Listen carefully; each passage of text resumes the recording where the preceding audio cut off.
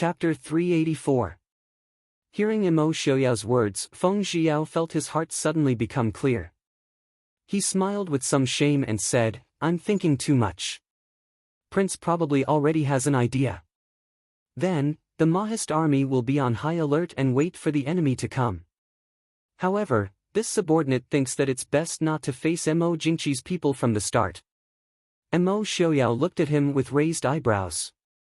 Feng Zhiyao said, "Mo Jingqi is wantonly slandering Prince.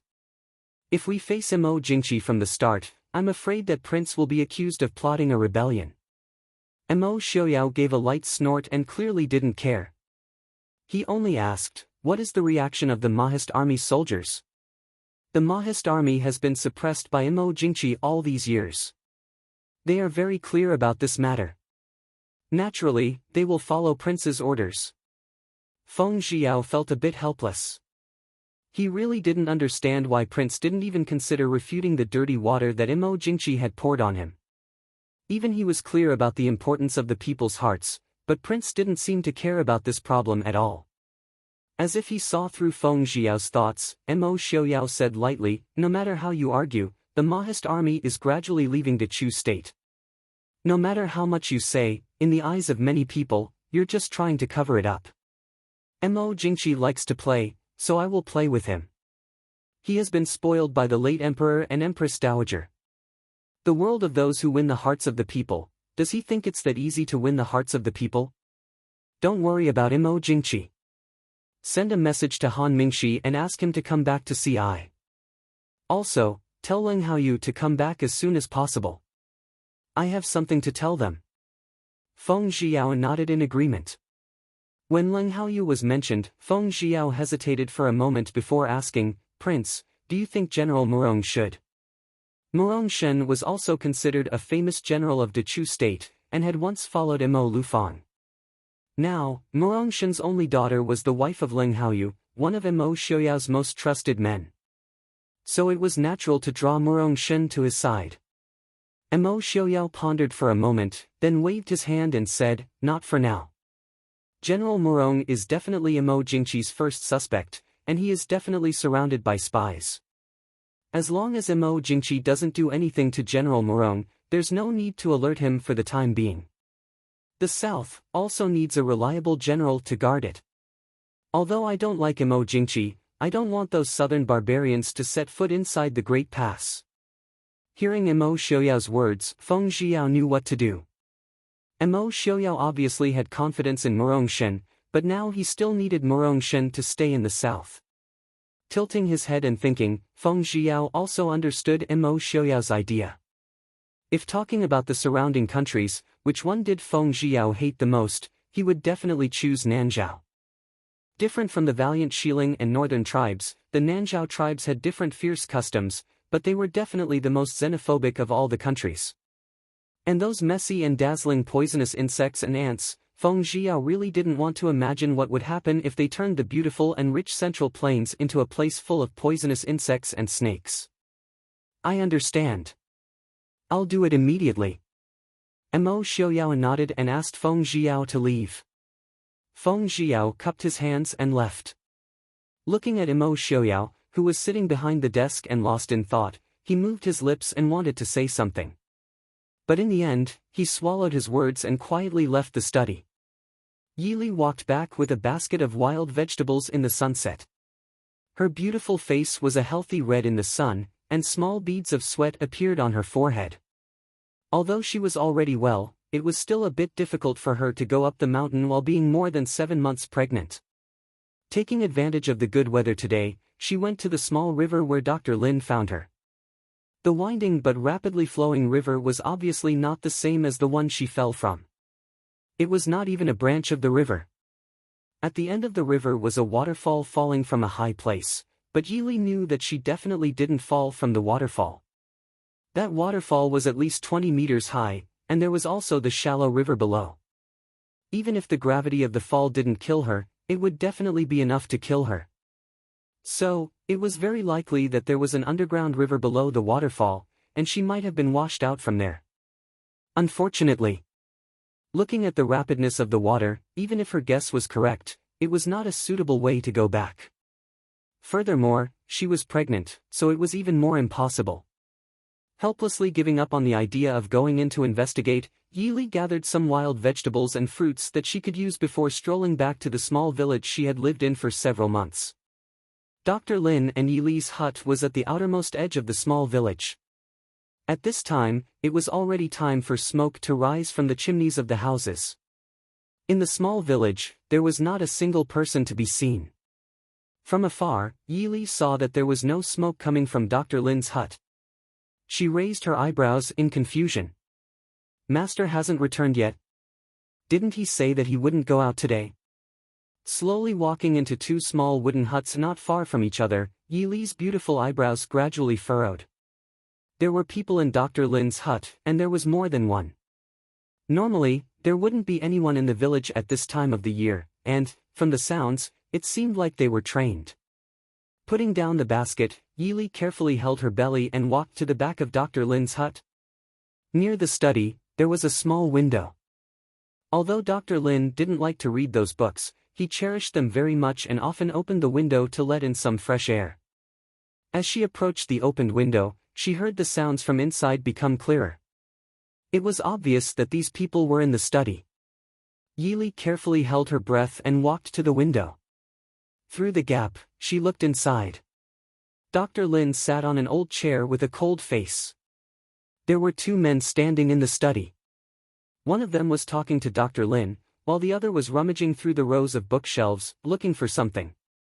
The books on the bookshelves were all messed up and scattered all over the floor. "Old Mr. Lin, we don't want to hurt you. Please take out the thing. It's useless for you to keep it. Why don't you teach it to us and save us some trouble?" The middle-aged man standing in front of Dr. Lin said with a calm smile. It was obvious that he didn't want to be rough with Dr. Lin. Dr. Lin's eyelids twitched, and he indifferently said, "This old man doesn't know what you're talking about." The middle-aged man didn't get angry. He smiled and said, "Dr. Lin, why are you playing dumb? You should know that since we've found this place, we won't be fooled by you. You've already lived here for 30 years. I'm sure you want to continue enjoying your old age. That thing is just a pile of waste paper to you, but it's extremely important to me. Seeing that you and I have a good relationship, why don't you help him?" Hearing this, Dr. Lin's face slightly changed. The corner of his lips trembled. It was obvious that his mood was somewhat disturbed. After a long time, he coldly snorted and said, "What do you mean by I, this old man, don't understand? I don't know what you're talking about either." The middle-aged man frowned.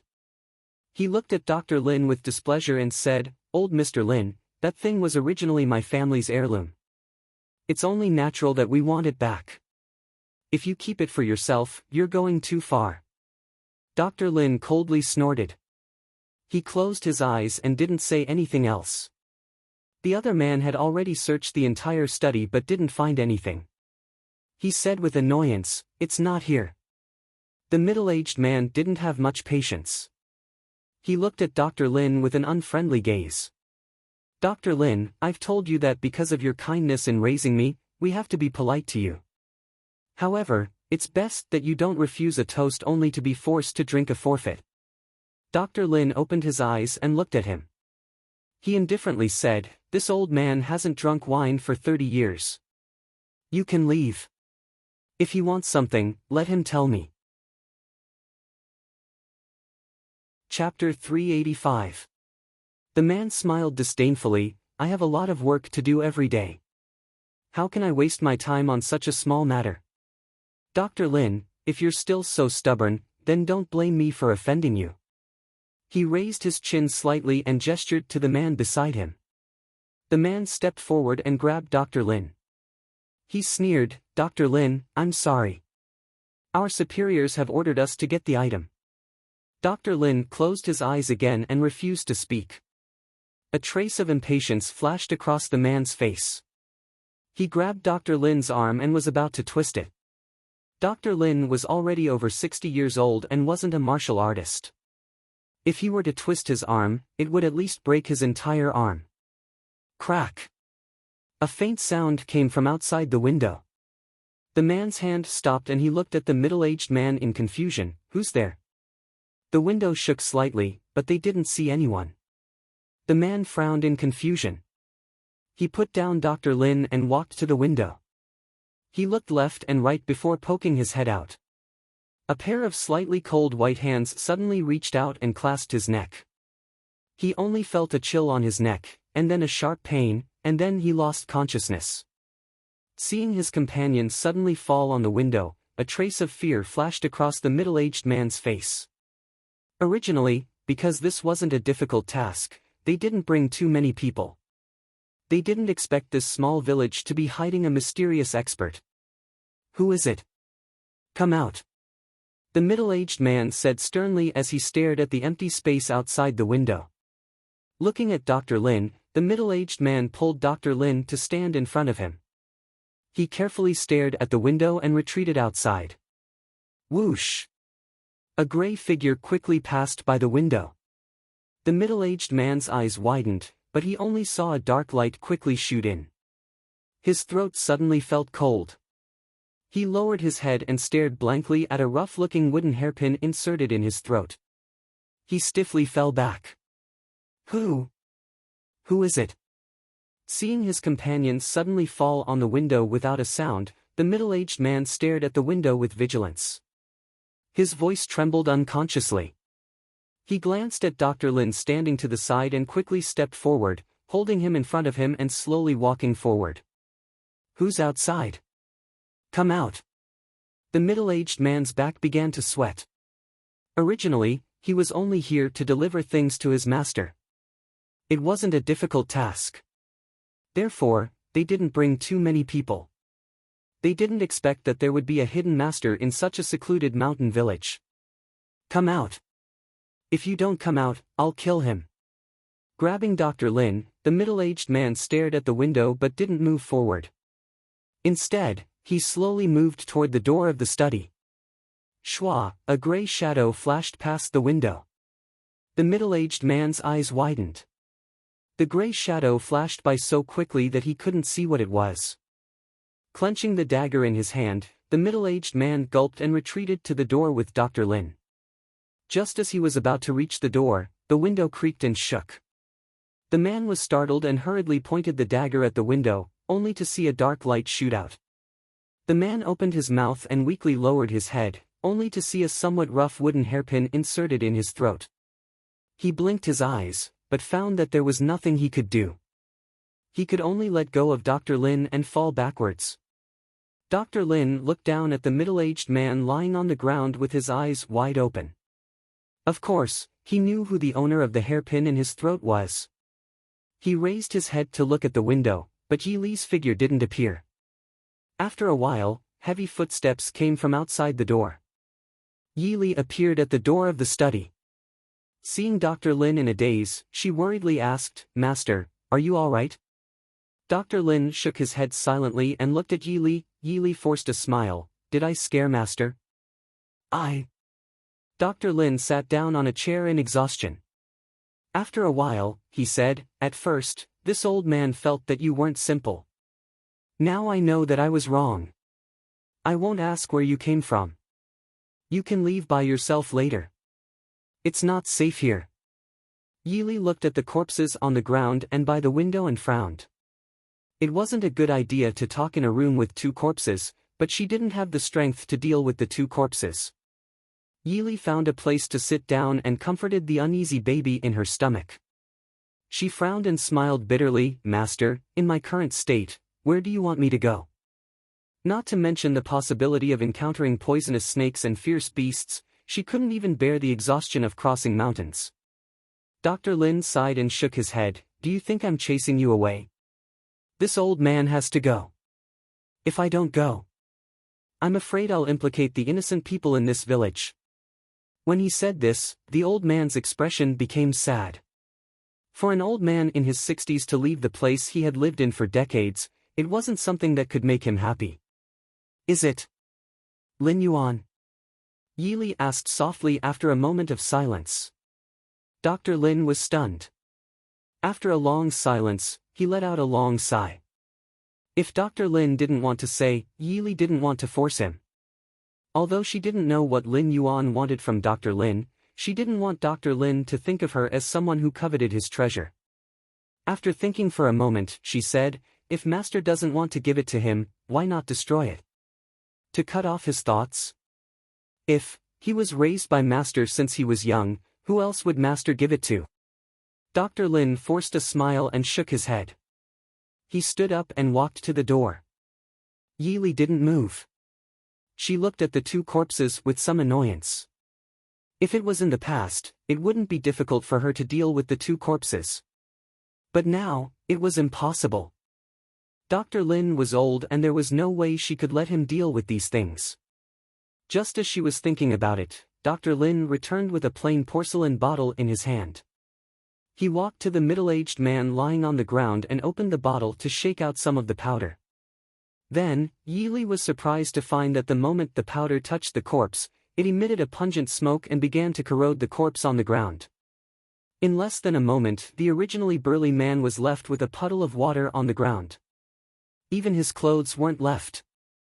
Then, she watched as Dr. Lin walked to the other corpse and shook off some of the powder. Seeing that the corpse was corroded and melted, Yili couldn't help but rub her nose.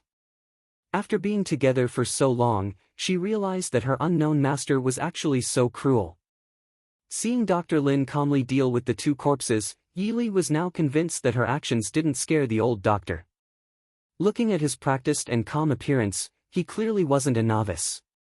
After finishing all of this, the master and disciple who weren't familiar with each other looked at each other for a long time before they remembered to move to the outer room. Although there was no more eyesore in the room, to be honest, the smell that was left behind wasn't very pleasant. Chapter 386. They sat down in the outer room and Dr. Lin calmly poured 2 cups of tea for himself and Yili. After taking 2 sips of tea, Dr. Lin seemed to have calmed down a little. He said, I can't implicate the innocent people in the village. I can't stay here any longer. Yili was silent for a moment. She said, from what Master said, that person is not a soft-hearted person. How can Master be sure that he won't harm the villagers after Master leaves? If that's the case, why would Master persuade me to leave? Although I haven't known Master for long, I always feel that he is a good person. Dr. Lin was speechless. He really couldn't guarantee that after he left, that person wouldn't get angry and attack the innocent people. Otherwise, he could have just settled Yili in any family in the village, and there would have been no need for her to leave this place with a few months of pregnancy. In any case, the road outside was too dangerous for a pregnant woman who was only a few months pregnant. After a long time, Dr. Lin asked, do you have any ideas? Yili shook her head. She looked at Dr. Lin regretfully and said, I don't even have the ability to protect myself now. Unless I can leave this place and return to Hangzhou as soon as possible. Hangzhou. Dr. Lin looked at her. Why do you think I have a way? Yili pursed her lips and smiled. She pointed at the study room filled with books. The villagers told me that you have never left this place in the past 30 years. But, they also said that you only brought some simple luggage and a child with you when you stayed here. Those books obviously couldn't have been sent here so easily, so you must have left this place many times over the years without them knowing. And you definitely didn't need to come and go for as long as a few months. Dr. Lin looked at her and sighed. You are indeed very smart. You saw it from the beginning, didn't you? Yili smiled but didn't say anything. Dr. Lin looked at her and shook his head. It's useless. I haven't walked that road for more than 20 years. You can't leave now, and I can't leave either. I'm old. Yili had already expected this, so she wasn't too disappointed. She tilted her head and thought for a moment before asking, I guess they took the water route. I fell off a cliff near Hangzhou City, and when I hit the water, I was sucked into a dark whirlpool, and then I was washed here by the underground river. Dr. Lin nodded approvingly. You're very lucky. You didn't drown, nor did you get hit by a rock in the water. Even your child is fine. Yili raised her eyebrows and smiled faintly. I don't think it's because I'm lucky. It's because the person who built the underground river was too meticulous. That's why I wasn't blocked or killed by the rocks in the river. Then Master, what kind of person would spend so much effort to build such a secret passage? Or perhaps, this village itself is hiding some secret? Dr. Lin was stunned for a moment. He looked at Yili with an inquisitive and dangerous gaze. Yili didn't force her anymore. She sat quietly at the table and looked down at her fingers that were still slender despite the calluses.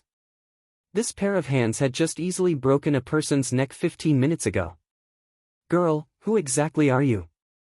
Dr. Lin stared at her for a while before finally asking.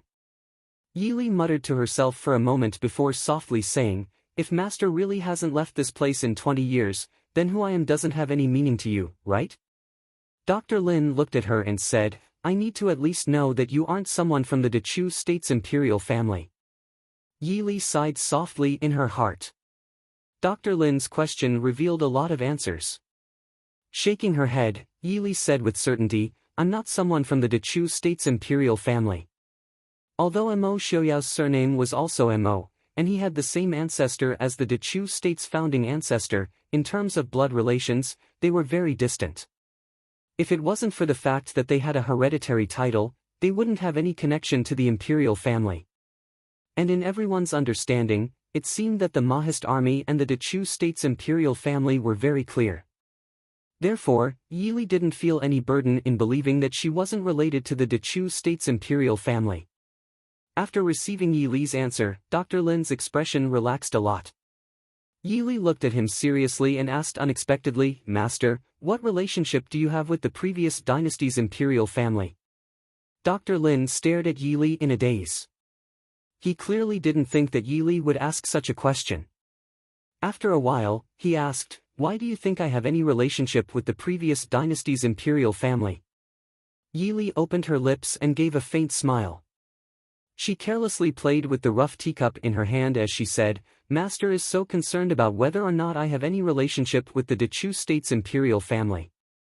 Since you're hiding here, it's clear that you and the Dechu State's imperial family, even if it's not an irreconcilable enmity, you definitely don't have a good impression of them. Since this place is still within the Dechu State, and Master doesn't look like an outsider.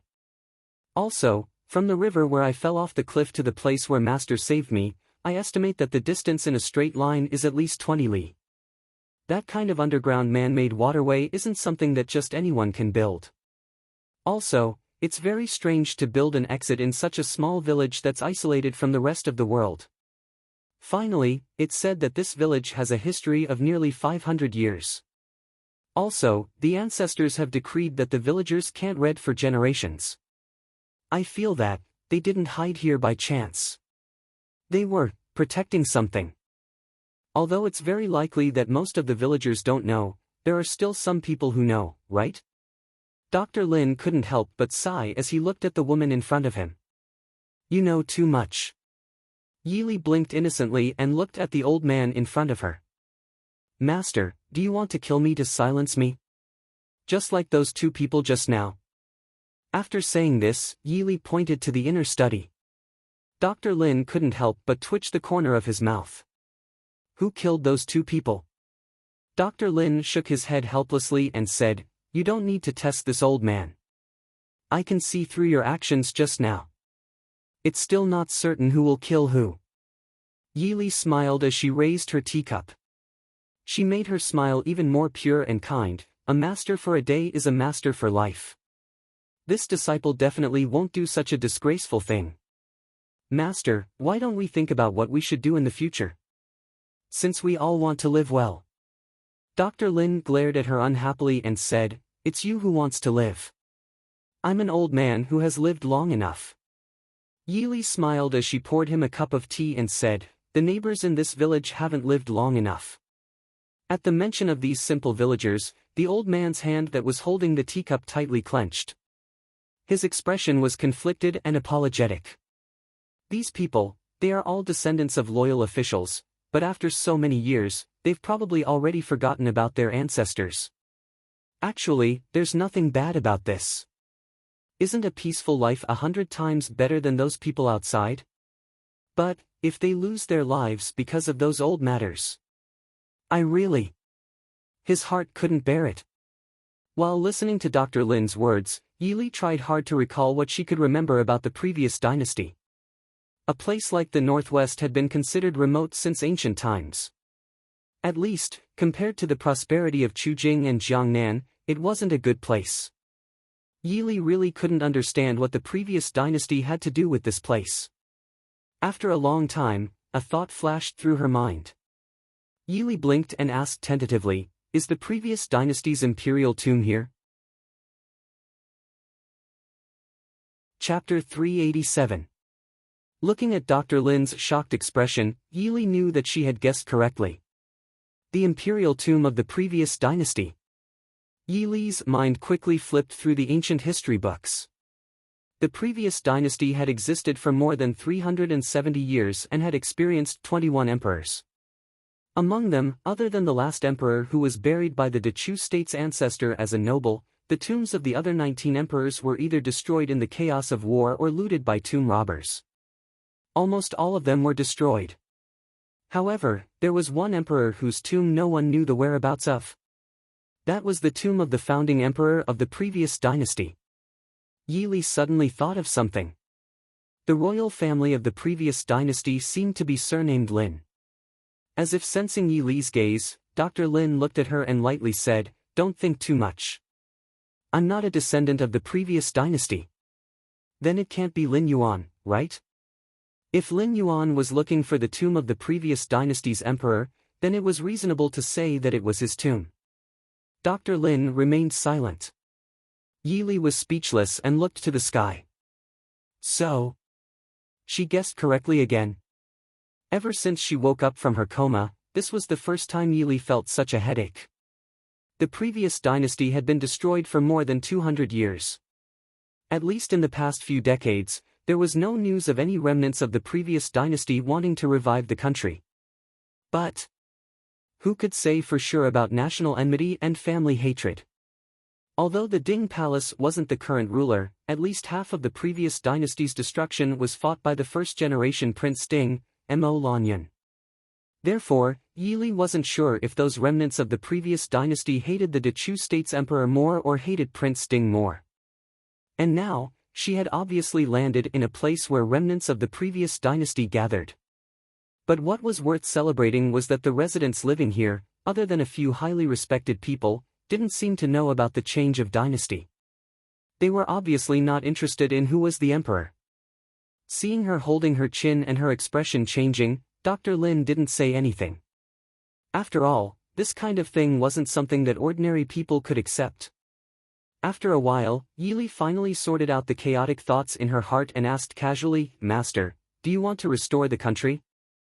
"Restore the country?" Dr. Lin looked at her strangely, as if he had eaten something he shouldn't have. After a while, he snorted and said, "Have you seen anyone who hides in the mountains for decades to revive their country? Furthermore, I'm a doctor. How am I supposed to revive the country? Poison Mo Lufang and Mo Jingxian?" Yili took a sip of tea and calmly said, "It's Mo Jingqi and Mo Xiaoyao. Mo Lufang and Mo Jingxian have already passed away many years ago." Dr. Lin fiercely glared at her and frowned. "This generation's Prince Ding is called Mo Xiaoyao? I remember that when Mo Liufang's son was born, he was called Mo Xiuwen." Yili now believed that Dr. Lin really hadn't gone out for decades. She seriously explained, "Mo Xiuwen is the previous generation's Prince Ding. He passed away 9 years ago." Dr. Lin looked at her and said, "You know quite a lot." Yili smiled and said, "Didn't Master say that I was born in a prestigious family? How can I not know such a big thing?" Dr. Lin waved his hand and said irritably, "National enmity and family hatred, it's already been 200 years. Who can say for sure? Furthermore, even if the people are dissatisfied with the Dechu state's royal family, would they still miss the previous dynasty? If that was the case, the previous dynasty wouldn't have been destroyed. At that time, the previous emperors were useless and the people had no way to make a living. Even if the last emperor wanted to reform, he didn't have the talent to be an emperor.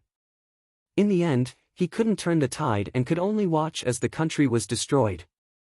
Speaking of which, the Dechu state's ancestors couldn't be blamed. To put it bluntly, the winner was the king and the loser was the bandit. What does Lin Yuan want? Why does Master not want to give it to him? Since Master doesn't care about restoring the country and the matters outside, why? Dr. Lin sighed and looked at her with a bitter smile. It's not that I don't want to give it to him, but I don't have anything to give him. What he wants is the treasures of the previous dynasty's Emperor Gaozu's tomb. Yi Li frowned. It was natural for there to be treasures in the emperor's tomb. Yi Li didn't understand what Dr. Lin meant. Dr. Lin said indifferently, Emperor Gaozu's tomb is indeed here. The people in this village are the descendants of the most loyal guards who followed Emperor Gaozu. After Emperor Gaozu passed away, these people swore to guard the tomb for Emperor Gaozu forever. In order to prevent the younger generation from being unfilial, they also set a rule that the younger generation can't learn to read. They can't step out of the tomb and can't leave the village. Moreover, the secret of the tomb is only passed down from generation to generation. Even the villagers don't know where they came from. Yi Li didn't know how to evaluate this, so she didn't say anything. She raised her head and asked, what does Master plan to do now? If he finds out that this subordinate didn't bring the things back, will Lin Yuan come back personally? Dr. Lin nodded and thought for a bit before asking Yi Li, now, the world is unstable. If the Dechu state was peaceful and there was no hope of restoring the country, Lin Yuan wouldn't think about the tomb. Yi Li didn't hide it and nodded, it is indeed a bit chaotic. If nothing unexpected happens, the Mahist army and the Dechu state's royal family are likely to break off relations. Dr. Lin sighed and leisurely said, in the past, it was said that the Dechu state's Taizu and the founding Prince Ding had deep brotherly love and were very powerful when they joined hands to fight for the throne. I didn't think that these two families would also break off relations. No wonder, forget it, this old man can't care about these things. Girl, pack up and we'll leave here as soon as possible. Yi Li couldn't help being surprised, if we leave, what about the villagers? Dr. Lin snorted and said, I'll naturally leave a message for him. It's best if he doesn't make a move against these people. Yi Li raised her eyebrows, he'll listen to you. Dr. Lin sneered, if he doesn't, then I'll give the item to Mo Xiaoyao. Yi Li was silent. She admired this cheap master of hers. You don't even know if there are any treasures in the imperial mausoleum or what kind of treasures there are, yet you dare to lead this matter to Mo Xiaoyao.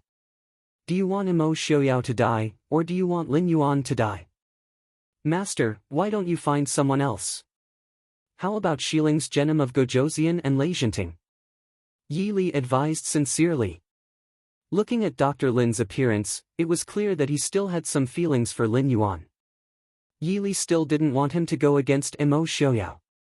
She didn't want to hurt the relationship between master and disciple. Dr. Lin glanced at her and narrowed his eyes suspiciously, girl, how are you related to Mo Xiaoyao? I seem to have heard those two fellows say that Mo Xiaoyao is near Hangzhou. What a coincidence, you. Yi Li smiled faintly, master, who I am is not important right now. What do you think? You just need to know that your disciple will never do anything to harm you. Dr. Lin stared at her for a long time. Yi Li didn't move. She sat there calmly and allowed him to look at her. After a while, Dr. Lin snorted softly and nodded, changing the topic. It wasn't easy to leave such a secluded mountain village. Especially when the people who were about to leave were an old man in his 60s who didn't know any martial arts and a pregnant woman. What was worse was that the path they were going to take was the Imperial Mausoleum, which no one had ever been to before. Because they were an old man and a pregnant woman, there was no need for them to imagine that they would be able to walk out of the dangerous mountain range. Moreover, it was very likely that they would encounter Lin Yuan or the people sent by Lin Yuan on the way. Therefore, the path that was said to exist in the Imperial Mausoleum was their only hope. Chapter 388. Yi Li couldn't help but think of some tomb raiding novels she had read in her previous life. She hoped that this imperial mausoleum wasn't as dangerous and strange as those books said, otherwise. If she had a choice, Yili would rather wait for the baby to be born before leaving through the safe route. But now, no one knew his identity. Once that person called Lin Yuan appeared, it would be different. If he really had the ambition to restore the country, then he would definitely be able to guess that she was Mo Xiaoyao's wife, the mistress of the Ding kingdom. When that time came, there would be big trouble. A few days later, Dr. Lin finally finished packing up all of his things, including his ancient books and unique books. Yili also took advantage of this period of time to prepare some things that she needed. Then, in the morning, when everyone in the village was still asleep, the old patriarch of the village personally sent them to the mountains. He was already over 70 years old, but he was still waiting for them. Sure enough, it was the waterfall that Yili had observed before. The old clan head brought the two of them into the waterfall. Inside, there was a huge karst cave. Yili was already prepared. She took off the bamboo hat on her back and shook off the water on it. When she took out the bamboo hat and draped it over her body, the old clan head and Dr. Lin looked at her in surprise. Yili smiled sweetly. "Isn't this for the baby, just in case?" Dr. Lin looked at her meaningfully and didn't say anything. The white-haired old clan head looked at the two of them and didn't say anything. It was obvious that Dr. Lin had already negotiated with him before. He brought the two of them into the karst cave. This karst cave was big and deep. It was obviously a natural karst cave. There were different shapes of stalagmites hanging from the ceiling and water droplets dripped down from time to time. In the middle was a fast-flowing man-made river. Not only was the river neat and beautiful, even the roads on both sides were carefully carved out of stone. Although it was covered with moss because no one had walked on it for many years, one could still see the exquisite patterns on the stone base if one looked carefully. Yili couldn't help but twitch her mouth. It was said that every emperor had to build their own imperial mausoleum as soon as they ascended the throne. If they were all on the same scale as the previous dynasty's Gaozu, then they really needed to start building it as soon as they ascended the throne. Even a place that had nothing to do with the imperial mausoleum was built like this. If they didn't start building it earlier, then they might not even have a place to bury their dead. The three of them walked along the karst cave. After walking for about an hour, they finally stopped. They had already reached the end. They could only see a torrent of water emerging from the bottom of the stone wall. Yili could only hope that the current situation did not require them to dive into the water. The old patriarch slowly groped around the stone walls that were covered with moss and all kinds of weeds. After a while, he finally found a place. He then took out a strangely shaped key and pressed it on the stone wall to turn it. After a while, with a bang, a door opened in the stone wall. The old patriarch looked at the two of them and said, "You can go in. Take care of yourself." Dr. Lin nodded and said, "You." The old patriarch raised his hand to stop him and nodded, "I know. We have been guarding this place for hundreds of years. No one has ever entered. After so many years, we don't want to know what is inside. Since the great ancestor didn't leave the things inside to the future generations, we don't want to change now. I am old. I only hope that this village will be an ordinary village in the future. I don't need to guard anything anymore. This secret ends here with me. This old man thanks you for not revealing this secret to the young master all these years. After you go in, there is no need for this. Take it with you." Dr. Lin nodded and said, "Take care." After taking the key from the old patriarch, Dr. Lin took Yili and walked in. The stone wall slowly closed in front of the two of them. When the stone wall closed, the two of them saw darkness. Dr. Lin lit a match and walked to the oil lamp on the stone wall.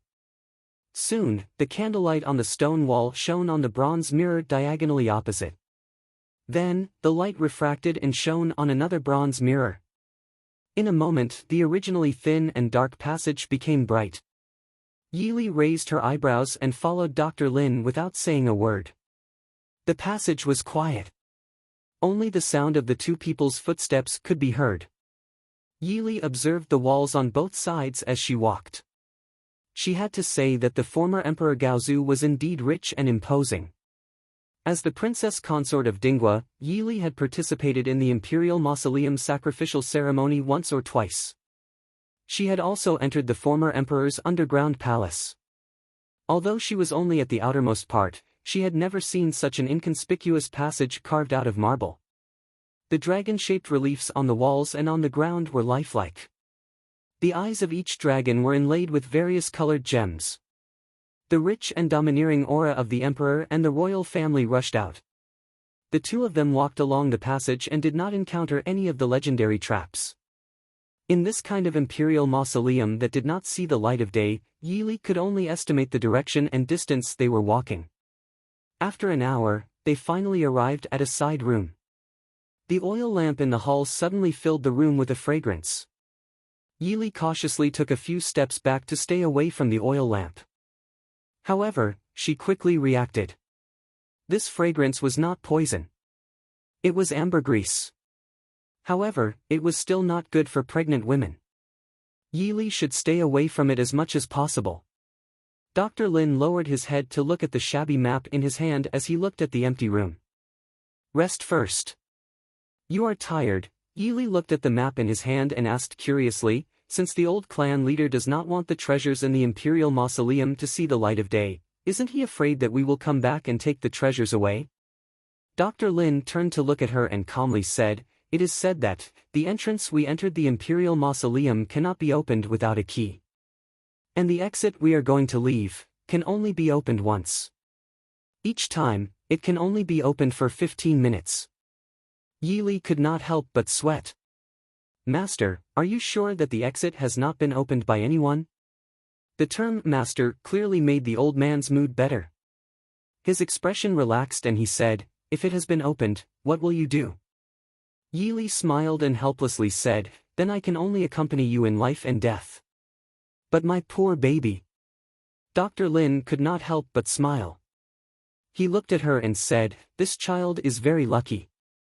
He has been with you for so long and is still alive. Nothing will happen to him. Thank you for your kind words. Yi Li said with a smile. Yi Li relaxed a little.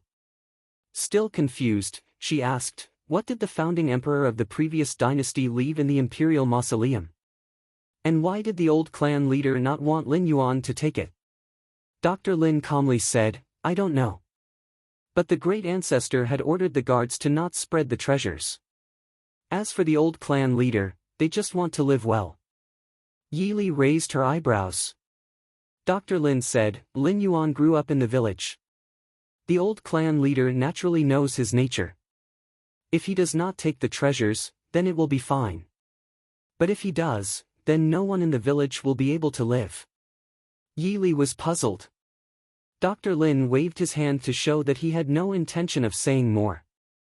Yi Li found a place to sit down. She gently stroked her belly and comforted the baby. Then she lowered her head to study the carvings on the stone wall. The empty stone room was quiet. Only the sound of Yi Li's finger tapping on the stone wall could be heard. Chapter 389. Even if Lin Yuan had obtained the treasures in the tomb, there was no need for him to kill everyone in the village to silence them. Because these people were the descendants of the Gaozu's loyal subjects from hundreds of years ago. What was even stranger was that Lin Yuan, as a descendant of the previous dynasty's imperial family, didn't know the secret of the tomb. Instead, Dr. Lin, the one who raised him, knew. Of course, if it was explained by Lin Yuan's young age, it would make sense. But, if Dr. Lin didn't want him to have thoughts of reviving the country, he could have kept his identity a secret. When Lin Yuan first came to this village, he was only 1 year old. There was no way he could remember anything. Looking up at Dr. Lin, who was sitting in a daze, Yi Li raised her eyebrows. This Lin Yuan. She felt that something was wrong. And that Emperor Gaozu's treasure, it didn't seem to be a normal treasure like gold and silver or antiques. It also didn't seem to be a secret military manual or a legendary treasure like a sword or a sword. Then, what exactly was it? Yi Li looked regretfully at her belly. If it weren't for the inconvenience of having a baby, she wouldn't have minded exploring the treasures and secrets of the previous dynasty's founding emperor. After resting enough, the two got up and followed the route shown on the map.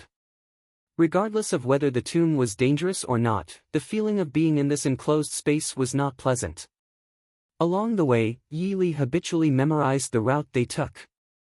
As a former Special Forces soldier, a good sense of direction was a must. At least, no matter where she was, she never had to worry about getting lost. The two silently walked forward. Yi Li looked at the increasingly luxurious decorations and frowned slightly. She casually asked, "Master, are we going the wrong way?" Dr. Lin looked down at the map in his hand and turned to look at her. "Oh? What do you mean?" Yi Li frowned and said, "We seem to be walking towards the middle of the Imperial Mausoleum, which is opposite of the exit." Even if the Imperial Mausoleum did not give a straight path, it was impossible for it to be completely opposite, right? Even if the Earth was round, the tomb didn't cover the entire Earth. Dr. Lin looked at her and said, "Who said we were in Hangzhou?" Yi Li was speechless as she looked at Dr. Lin. Even if he wasn't in Hangzhou, he couldn't be in the center of the mausoleum, right? Being stared at by Yi Li like this, Dr. Lin felt a little uncomfortable, so he said, "All right, I have to go and get something before I can go out. If you don't want to go, you can wait for me here, or you can take a look at this map and make a copy of it before leaving." Yi Li breathed a sigh of relief in her heart. At least this proved that this cheap master had no intention of harming her. Otherwise, although she was confident that she could restrain him, it was hard to say what she would encounter in the Imperial Mausoleum that had existed for hundreds of years. After thinking about it, Yi Li hesitated for a moment before asking, "Lin Yuan, is there any other way to get in?" Dr. Lin clearly didn't want to give the item to Lin Yuan, so he wanted to take it away. Dr. Lin was silent, but Yi Li understood from his expression. As expected, the saying that there was only one exit was never reliable. For example, it was said that the ancient craftsmen who built the Imperial Mausoleum would leave a secret passage for themselves to prevent the royal family from silencing them. Shrugging her shoulders, Yi Li smiled and said, "I'll go with Master. What if I get lost and can't get out?" "You should think carefully. From what I know, this Imperial Mausoleum isn't dangerous. You can wait for me at the exit. If I don't come in 2 days, you can open the mechanism and leave." Yi Li looked around and said, "I didn't know if this place was dangerous or not, but now it might not be. I'm a girl and walking alone in the Imperial Mausoleum is always a little scary. Following Master will give me some courage." Dr. Lin looked deeply at her and sighed. He turned around and walked forward. "I don't know why you insist on following me. If you get involved, don't blame this old man." Yi Li smiled and walked 2 steps forward, "Because you're my master. I know you're a good person." Dr. Lin snorted. "I'm not a good person. Don't pretend to be ignorant in front of me. This old man has seen a lot of people in his life, but there are only a few that I can't see through." Yi Li pretended not to notice his sarcasm and blinked her eyes. "Master, are you praising me?" The master and disciple walked and stopped. Because they had to take care of Yi Li's health and Dr. Lin was not young, they didn't walk very fast. There was no light in the Imperial Mausoleum, so Yi Li could only estimate the time. After they entered the Imperial Mausoleum, they walked and stopped for 6 to 8 hours. They then rested in a stone room for a few hours. They had spent more than a day in there.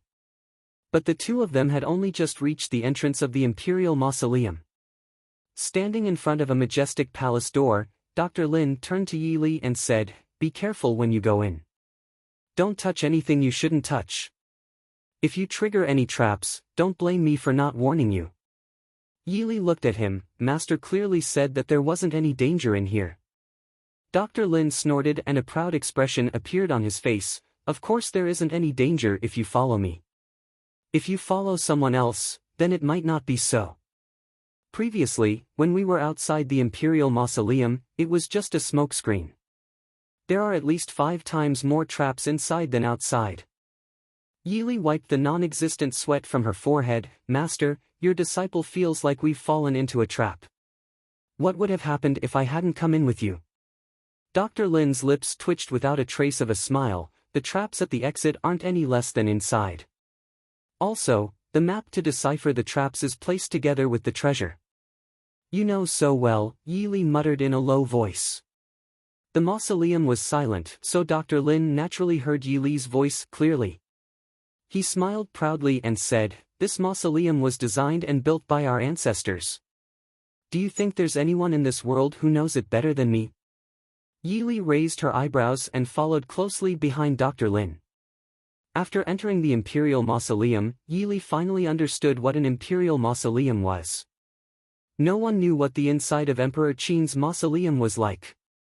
In her previous life, Yi Li had seen many Imperial mausoleums that had been plundered or excavated by grave robbers.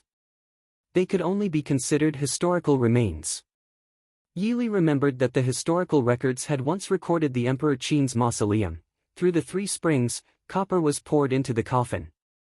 The palace was filled with hundreds of officials, strange objects. Mercury was used as the rivers and the seas, and the mechanics were imbued. Astronomy above, geography below. Mermaid paste was used as a candle to help those who were not extinguished for a long time. She didn't know if this mausoleum was as grand and magnificent as the Emperor Qin's mausoleum, but the scene in front of her was enough to prove that it was at least comparable to the Emperor Qin's mausoleum. The marble floor and walls were exquisitely carved, and lines of mercury and stars were densely packed in the astonishingly large mausoleum.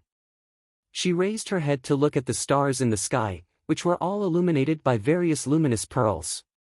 The funerary objects in the mausoleum weren't bronze objects, but all kinds of exquisite gold, jade, and precious stones. The mausoleum was surrounded by lamps. In addition to the countless treasures in the mausoleum, the entire mausoleum was as bright as day. Looking at the dazzling mausoleum in front of her, which looked just like a miniature version of the imperial city, Yi Li couldn't help but pay attention to the few short sentences in the historical records. Were ancient imperial mausoleums so similar regardless of time and space? Chapter 390. There shouldn't be terracotta soldiers near the Imperial Mausoleum, right? Yi Li softly muttered. She carefully followed Dr. Lin forward.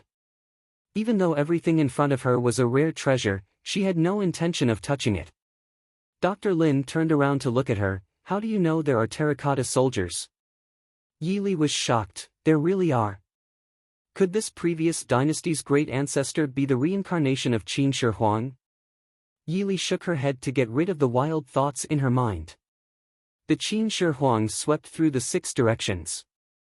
Although the previous dynasty's great ancestor's martial arts were peerless, he was still lacking. Dr. Lin looked at her and then turned around to continue walking. He said, "According to the ancestors' records, there really were terracotta soldiers. But at that time, the world had just settled down and there was no way to spend such a large amount of money to build an imperial mausoleum. So in the end, 2/3 of the great ancestors' plan was cut off. The terracotta soldiers were only mentioned in a few secret records about the great ancestor." Yi Li sighed. This scale was only 1/3. If he really built the entire imperial mausoleum, the previous dynasty might have died 100 or 2 years earlier. Actually, this is not bad. If the future generations have any difficulties, they can just tear down the imperial mausoleum. It's enough. Yi Li said with a faint smile. Dr. Lin's cold snort came from the front. Even the most unfilial of descendants would not tear down their ancestors' tombs. Yi Li blinked. Then what's the point of hiding so much gold and silver here? Of course she knew this reasoning. People who had never been emperors would never understand the meaning of building an imperial mausoleum like this. With so much money, it would be better to leave it for the future generations to deal with emergencies. They did not speak along the way. Even with Dr. Lin leading the way, the two of them carefully went around several mechanisms before approaching a palace-like building in the center of the imperial mausoleum. Yi Li understood that this was the place where the tomb owner's coffin was placed. This was a building completely carved out of white jade. It stood at the end of the imperial mausoleum. Even from far away, this kind of snow-white palace could be seen. When they got closer, they looked at the exquisitely carved window lattice hall. Dragons sat on the eaves, and below the eaves hung lifelike flowers and plants carved out of jade. Dragons and phoenixes were carved on the steps of the palace. Most importantly, there was a huge white dragon coiling around this white palace. The dragon's head was on the roof of the palace, and a pair of huge eyes made of luminous pearls was glaring angrily at the visitors. For some reason, Yili couldn't help but twitch her lips when she saw this luxurious, and domineering palace. An extremely strange feeling arose in her heart. However, when she saw Dr. Lin's excited and admiring expression, Yili decided not to say anything. "Master, do you want to go in?" Yili couldn't help but ask. Dr. Lin came back to his senses and put away the expression on his face. He reluctantly looked at the white building in front of him and nodded. The two of them stood at the entrance of the palace in a daze.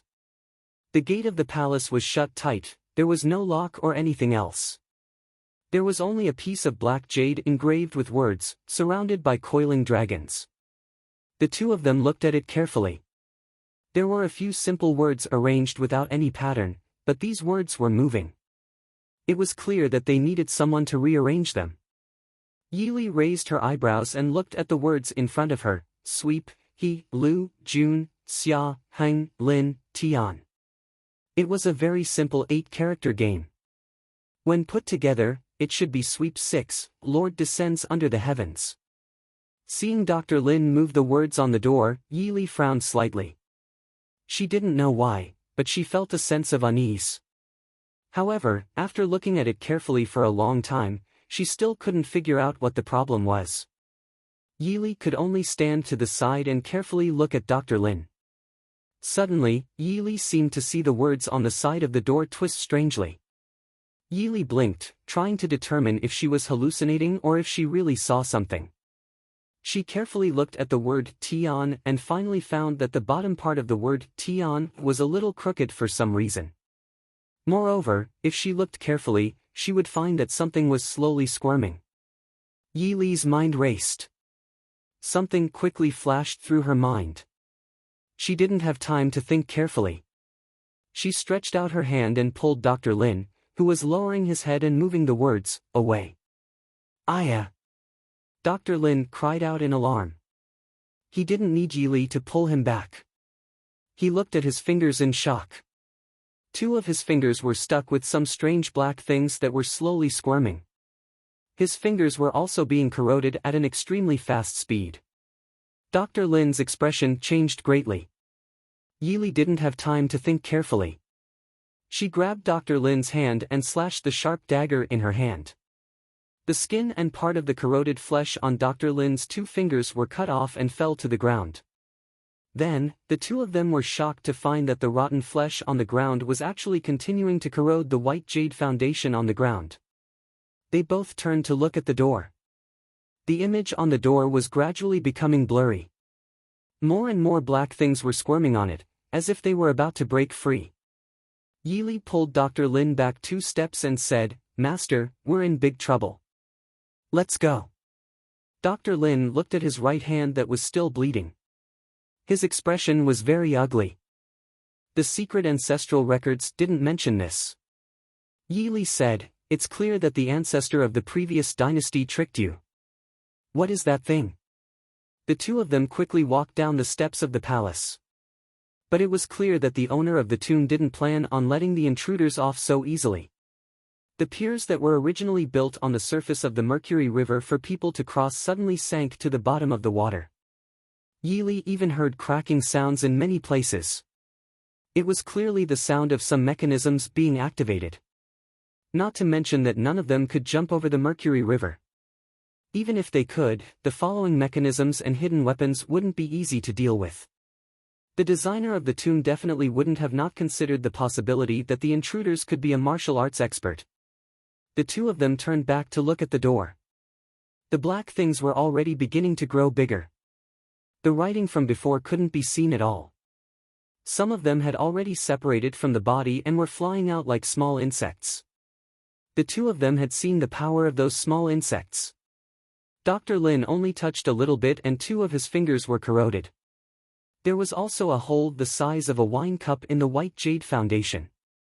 If they touched their bodies, not only would the 2 of them die, they would die very miserably. What is this thing? Dr. Lin frowned. Although his family was no longer involved in matters related to tombs, there were still many records in the family. But he was certain that he had never seen this kind of thing before. Yi Li pulled Dr. Lin. While looking for a place to retreat, she vigilantly stared at the black fog not far away. Master knows about awe-inspiring caterpillar fungus, right? Dr. Lin didn't understand. Awe-inspiring caterpillar fungus? What does this have to do with awe-inspiring caterpillar fungus? Yi Li said, it's a worm in the winter and a grass in the summer. This is the same. When it's warm, it's a worm. When it's cold, it's like jade. When Master moved the words, the temperature of his fingers made these small things come alive. Does Master have a way? Dr. Lin was helpless. I've never even seen this damn thing before. What can I do? Yi Li said, then it's troublesome. If these small things fly everywhere, not only will we be unlucky, but all the treasures in this tomb will also suffer. Chapter 391. Do you still have time to think about these things right now? Dr. Lin glared at her and said in a bad mood. Yi Li said with a faint smile, just because I don't think about it doesn't mean other people won't. Dr. Lin was stunned, what other people? As soon as his voice fell, a black shadow flew up from the other side. There were several whooshing sounds as several sharp arrows flew towards the black shadow in the air. The black-clothed person jumped into the air and narrowly dodged the arrows in the air. A row of giant nails came down from above his head. The black-clothed person who didn't have time to land in the air could only flip around and dodge the nails with difficulty. There was a tearing sound as his clothes were torn a little. Only then did she see the black-clothed person land in a sorry state. He swayed on the ground before steadying himself. Yi Li's hand was like lightning and the dagger in her hand flashed with a cold light. The black-clothed person had just steadied himself when the cold dagger was pressed against his back. Don't move. If I was too heavy, I might not take your life, but I'm afraid you will be bedridden for the rest of your life. The black-clothed person slightly tilted his head. Princess Ding? So you're still alive? Yi Li smiled, so it's an acquaintance? But there doesn't seem to be anyone like you among the people this Fei knows? The man raised his hand and threw the weapon in his hand to the ground, saying, Wang Fei, don't be nervous. I won't hurt you and I definitely won't let you die. At least, I definitely won't let you die here. Yi Li gave a beautiful smile, I am very moved. But before you come, you should first tell me who you are. Otherwise, I can't guarantee that you won't die here. Saying this, Yi Li held the dagger in one hand and the man in the other. She turned him to face Dr. Lin and asked with a smile, Master, do you know him? Dr. Lin looked at the black-clothed man with a complicated expression. After a long time, he gave a long sigh and said, You still came in the end.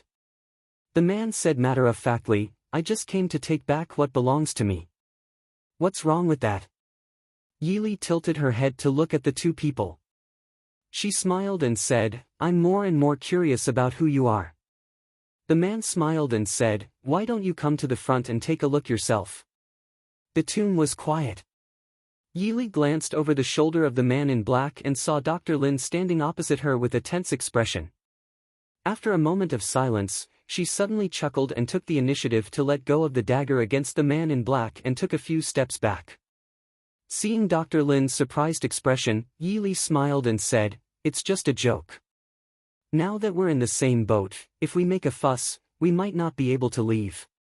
The black-clothed man adjusted himself slightly, lowered his head and laughed softly. He said in a deep voice, Everyone says that Princess Ding is extremely intelligent, but I didn't believe it at first. But now it seems that the rumors are true. No wonder Prince Ding is willing to. At the mention of Imo Xiaoyao, Yi Li's heart tightened. She hadn't heard any news about Imo Xiaoyao in a long time. Thinking about his health and the environment he was in, she couldn't help but worry. But at this time, she would not reveal any of her thoughts in front of this man who she didn't know anything about. She looked calmly at the man in black whose back was facing her and said coolly, "It seems that this Fae and sire know each other. Since this is the case, why don't we meet in person?" The black-clothed man didn't say much and turned to face Yi Li. According to Yi Li's understanding, Lin Yuan should be in his early 30s, but the man in front of her looked no more than 26 or 27. The black robes made his figure appear even thinner and taller. At the same time, it made his handsome face appear even more sinister and cold. It was just a glance, but it gave people a very uncomfortable feeling. Yi Li frowned slightly. Looking at Yi Li's expression, the man did not mind. His gaze stopped at Yi Li's stomach that was not small anymore. He smiled and said, "This one greets Princess Ding." Yi Li stared at him for a beat before calmly calling out his name, Tan. Ji. The black-clothed man looked at Yi Li. His sinister smile seemed to become more joyful. "I hadn't thought that Wang Fei would remember such a small person like this one. This one is really fortunate. This one is Tan Jiji. Wang Fei can call me Lin Yuan." Yi Li snorted softly and said faintly, "Tan Darren, now does not seem to be the time to reminisce. If you don't think of a way, you and I can sleep here forever." Towards Yi Li's clear disdain, Tan Jiji did not care.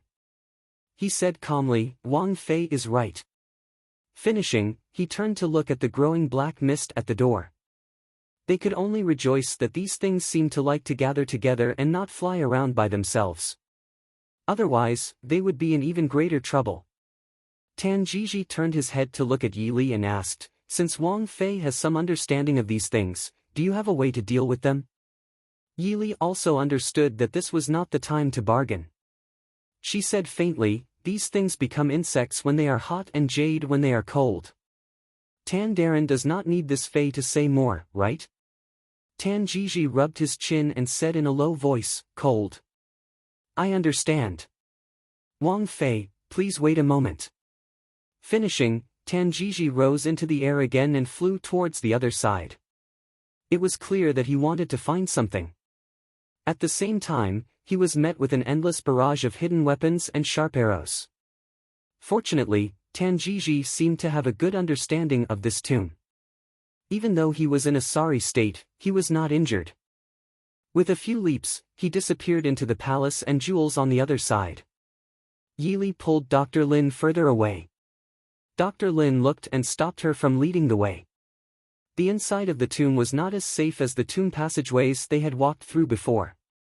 There were many mechanisms and traps that normal people could not see.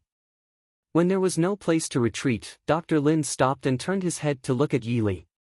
He said, "You are this generation's Prince Ding's Wang Fei?" Yi Li smiled apologetically. "Yes, I have concealed it from Master. I hope you do not blame me.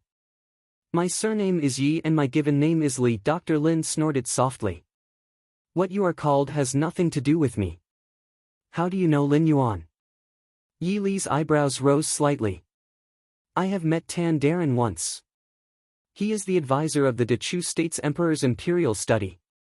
He is a true confidant. Speaking of which, for me to appear here, it might have something to do with Tan Darren." Dr. Lin frowned and said in deep thought, "The Dechu State's Emperor and the Prince Ding mansion had a falling out?" Yi Li shrugged and did not answer. Even if they had not fallen out on the surface, it was probably close. However, she did not know how much effort Tan Jiji had put into this. There were so many civil and military officials in the imperial court, but they were all fooled by this person. There was no lack of martial arts experts in the imperial court, but everyone treated this person as a weak scholar. Even someone as suspicious as Mo Jingqi did not suspect him in the slightest. It could be seen that this person's methods were truly exceptional. Dr. Lin looked at Yi Li and asked curiously, "Since that is the case, why do I not see you at all worried about your own safety?" Yi Li covered her mouth and smiled. "Master, forgive me for saying something disrespectful. In this ancient tomb, even if Tan Darren abandons you, he would not abandon me. As long as there is a glimmer of hope, he would want to bring me out alive. The value of a living Princess Ding and the future heir could not be compared to a corpse. Perhaps she and her child Tan Jiji could be used to threaten Mo Xiaoyao and the Mahist army. He could even negotiate with Mo Xiaoyao. If it was only a corpse, Tan Jiji might not dare to send it to Mo Xiaoyao because it would only anger Mo Xiaoyao. Chapter 392. Dr. Lin lowered his head, silently agreeing with Yi Li's words. He had raised Lin Yuan until he was nearly 20 years old, so he naturally understood his thoughts. In Lin Yuan's eyes, his adoptive father might not be as valuable as Yi Li, the Dingguo Wangfei.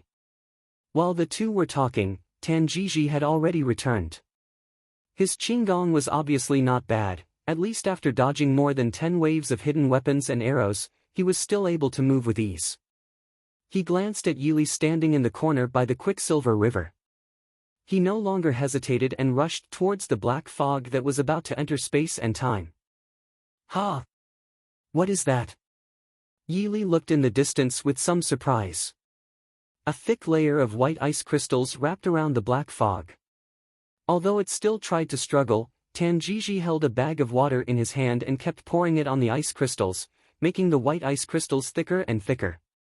Gradually, the black fog was completely wrapped inside. Dr. Lin's face was a little ugly. He coldly said, "Snow Jade Pearl." Yi Li was at a loss. When she was young, under the guidance of the Su family and the Su family, she had a certain foundation in appraising treasures and antiques. But she had never heard of this Snow Jade Pearl. Dr. Lin coldly said, "Its other name is Corpse Raising Pearl. As long as it is placed in the mouth of the deceased will quickly be wrapped in a layer of ice crystals and will not rot for 100 years. He moved the bodies of the concubines who were buried with him. Yi Li uncomfortably rubbed her cheeks. She smiled apologetically to Dr. Lin and said, "Master, this is an urgent matter. This tomb was at least 500 years old. Something taken out from the mouth of a 500-year-old corpse." Even Yi Li's smile was a little stiff. However, if that was the only way to solve the current situation, Yi Li could only apologize to the concubines who were buried with him. After all, no one knew what the black fog would become in the end. Looking at the constantly expanding appearance, Yi Li did not doubt that it would completely corrode half of the tomb, including them who could not escape. Seeing that the other side was almost finished, the two walked back. Tan Jiji looked at the two with a smile and said to Dr. Lin, "Father, all the mechanisms in the tomb have been activated. If we want to get out of here safely, we have to solve all the puzzles and treasures left behind by our ancestors." Dr. Lin said with a cold face, "Young master, this old man doesn't deserve to be called father. I also don't know about any riddles or treasures. Since young master is the owner of the Imperial Mausoleum, you can do whatever you want." Tan Jiji's face darkened slightly as he said indifferently, "Father, why do you have to be angry with me? What I've done has always been the wishes of our ancestors, hasn't it? It's fine if father doesn't support me, but why does he keep making things difficult for me?" Dr. Lin's face twisted as he turned around and stopped talking. Tan Jiji didn't care. He looked sideways at Yi Li and said with a smile, "Wang Fei, this tomb is full of traps. Can this one believe that Wang Fei won't make trouble?" Yi Li gently stroked her belly and smiled gently, "Official Tan can rest assured. Even if this consort doesn't care about her own life, she still has to take care of the child in her belly." Tan Jiji nodded with satisfaction and said, "Very good. This one also doesn't want to hurt Wang Fei and the little heir. I also don't want to become enemies with His Highness Prince Ding." After receiving Yi Li's promise, Tan Jiji didn't have to worry about anything else. He walked forward and bent over to examine the palace's large door. The black insect fog from before had caused quite a bit of damage to the white jade door. The originally snow-white door was now covered with black spots and holes. Yi Li looked at the ice crystal ball that had rolled to the side. There was still a black jade-like object that could be seen clearly. The puzzle on the door was still there. Under the strange black jade, there was another layer of jasper. This time, Tan Jiji had clearly learned his lesson from Dr. Lin. He didn't use his finger to touch the surface of the jasper. Instead, he took out a dagger and slowly moved the words on the surface. The puzzle of 8 words wasn't difficult to begin with. After a short while, Tanjiji finished it. With 2 cracking sounds, the jasper split in 2 and fell to the ground. What was revealed was a strange keyhole. The white jade door didn't have a lock. It was just a round keyhole. Tanjiji turned to look at Dr. Lin and said, "Father, please give me the key." Dr. Lin calmly and indifferently looked at him. "I don't have the key." Tanjiji frowned. His malicious face clearly showed his displeasure. Of course, he didn't believe that Dr. Lin didn't have the key. If one asked who in this world knew the most about this tomb other than himself, then it would undoubtedly be his foster father who had raised him since he was young. Because everything he knew had been told to him by his foster father since he was young. "Perhaps I can try." Seeing Tanjiji's increasingly gloomy face, Yi Li suddenly spoke. The 2 people facing each other were stunned. They both looked at Yi Li. Tanjiji's gaze was filled with surprise and suspicion. Dr. Lin's gaze was filled with doubt and worry. Yi Li slowly walked forward. She lowered her head to observe the keyhole for a while. She lowered her head and laughed. Picking locks was once a necessary skill. Not to mention the previous one. Yi Li suddenly felt a little curious about the founding ancestor of the previous dynasty. She raised her hand and took out a simple copper hairpin from her hair. Yi Li casually fiddled with the keyhole. The 2 people behind her looked at the woman in front of them with a strange expression. If Princess Ding's knowledge of civil and martial arts didn't count as anything, then the fact that she could pick locks was very strange. Looking at her familiar appearance, Tanjiji felt that even if there were many godly thieves in the Jianghu, they wouldn't be as good as the woman in front of him. At least, in order to enter this tomb, he had specially studied many mechanisms and locks. However, the one in front of him clearly made him confused. After about 15 minutes, there was a "kacha" sound from inside. Yi Li pulled out the copper hairpin and took a step back. The white jade door made a "ka" sound. A moment later, under the gaze of the 3 people, it slowly retreated to the side. The center of the imperial tomb was revealed in front of the 3 people. Inside was a grand hall. It was clearly built to imitate the main hall of the imperial palace. The altar lamp in the hall was still quietly burning. The grand hall was dazzling with gold and jade. It made people feel as if they were truly in an imperial palace and not in a gloomy ancient tomb. His gaze swept around the hall, but he didn't see the coffin of the previous dynasty's ancestor, which he originally thought should be in the hall. There was only a sandalwood box on the imperial table in the hall, and a portrait of the emperor in court robes hung in front of it. It was clearly the founding ancestor of the previous dynasty. Tanjiji was stunned. He couldn't help but kneel in front of the portrait and respectfully kowtow a few times. Yi Li raised her eyebrows and looked at Dr. Lin, who had a deep frown. He clearly didn't have any intention of kneeling to the previous emperor. After Tanjiji finished kneeling to the ancestor, he stood up. He looked at Yi Li and said, "Princess Ding, this is my ancestor, the founding ancestor of the previous dynasty." His words were filled with admiration and yearning for his ancestor. His tone towards Yi Li also contained a bit of flaunting and self-satisfaction. Yi Li gave him face and nodded. She smiled and said, "Congratulations, I've heard a lot about you." Tanjiji clearly didn't care about her perfunctory words. He quickly walked into the hall and stared in a daze at the large sandalwood box on the imperial table. He carefully held his breath. Clearly, this was the treasure he had been searching for. Yi Li stared at the sandalwood box with great interest.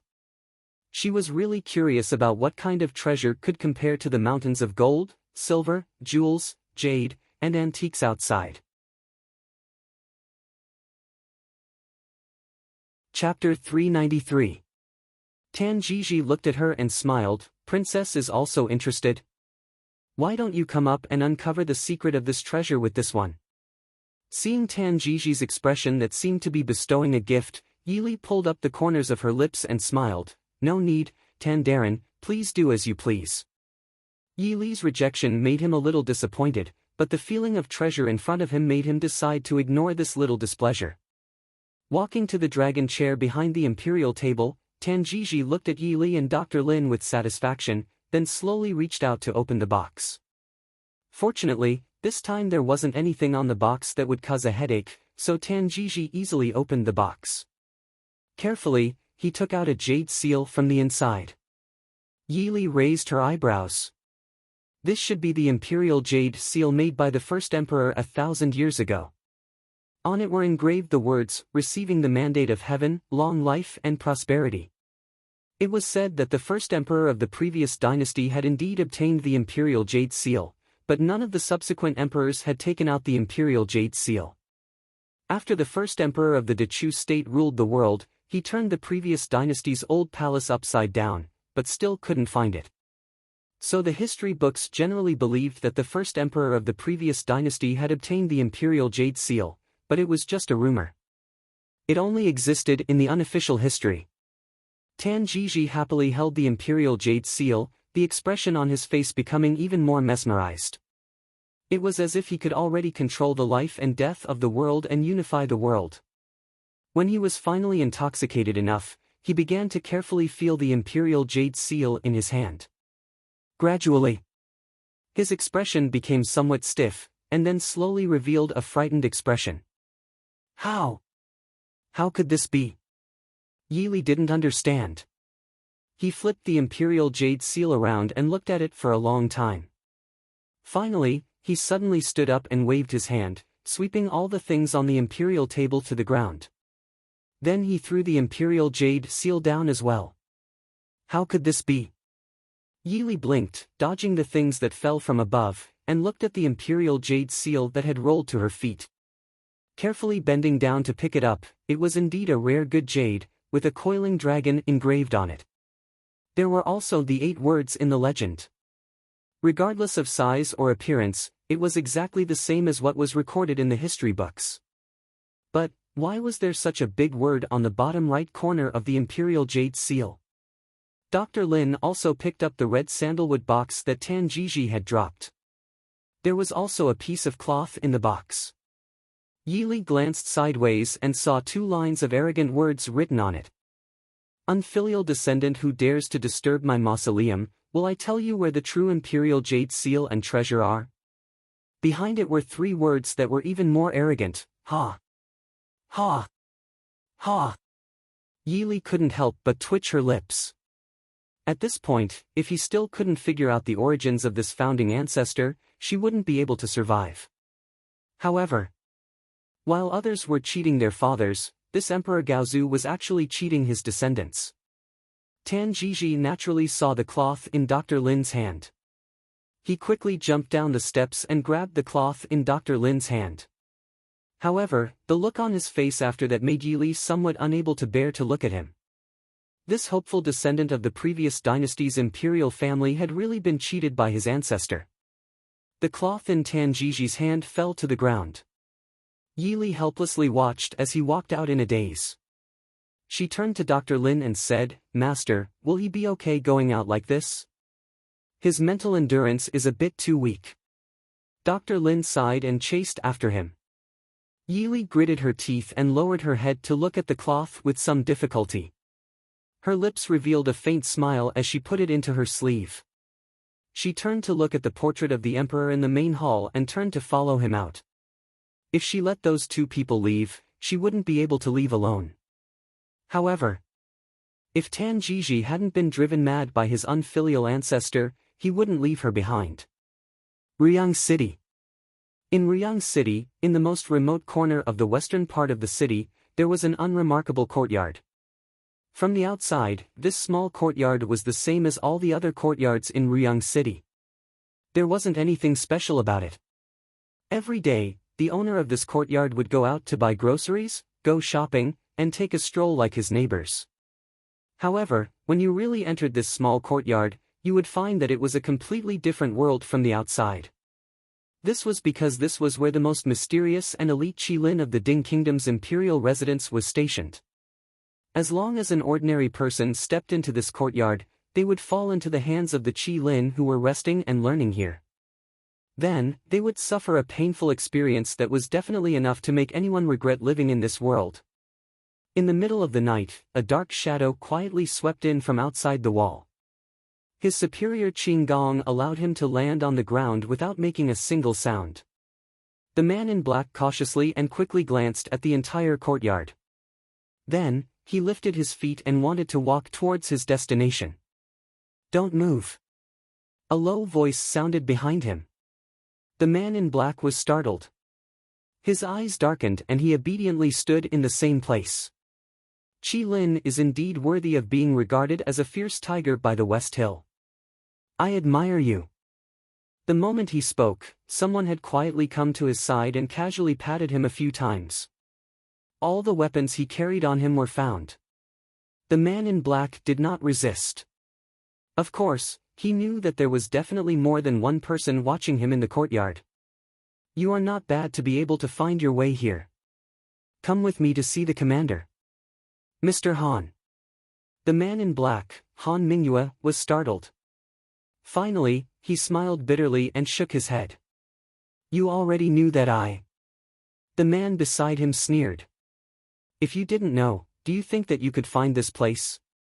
Han Mingyue was speechless. He obediently followed the man beside him inside.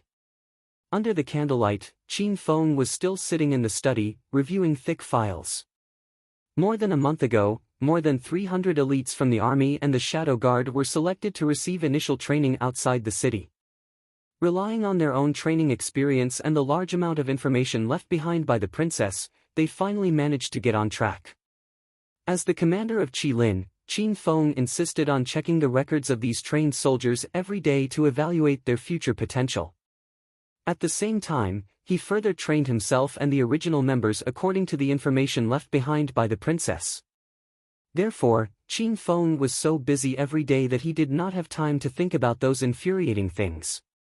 Of course, whether this busyness was inevitable or deliberate, Qin Feng did not intend to find out.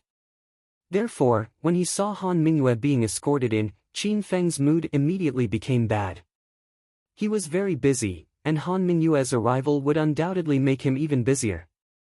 More importantly, Han Mingyue's appearance would remind him of some unpleasant things. "Mr. Han, why are you here so late at night?" Leaning against the chair and stretching his stiff neck, Qin Feng lazily narrowed his eyes. His half-opened eyes revealed an undisguised danger.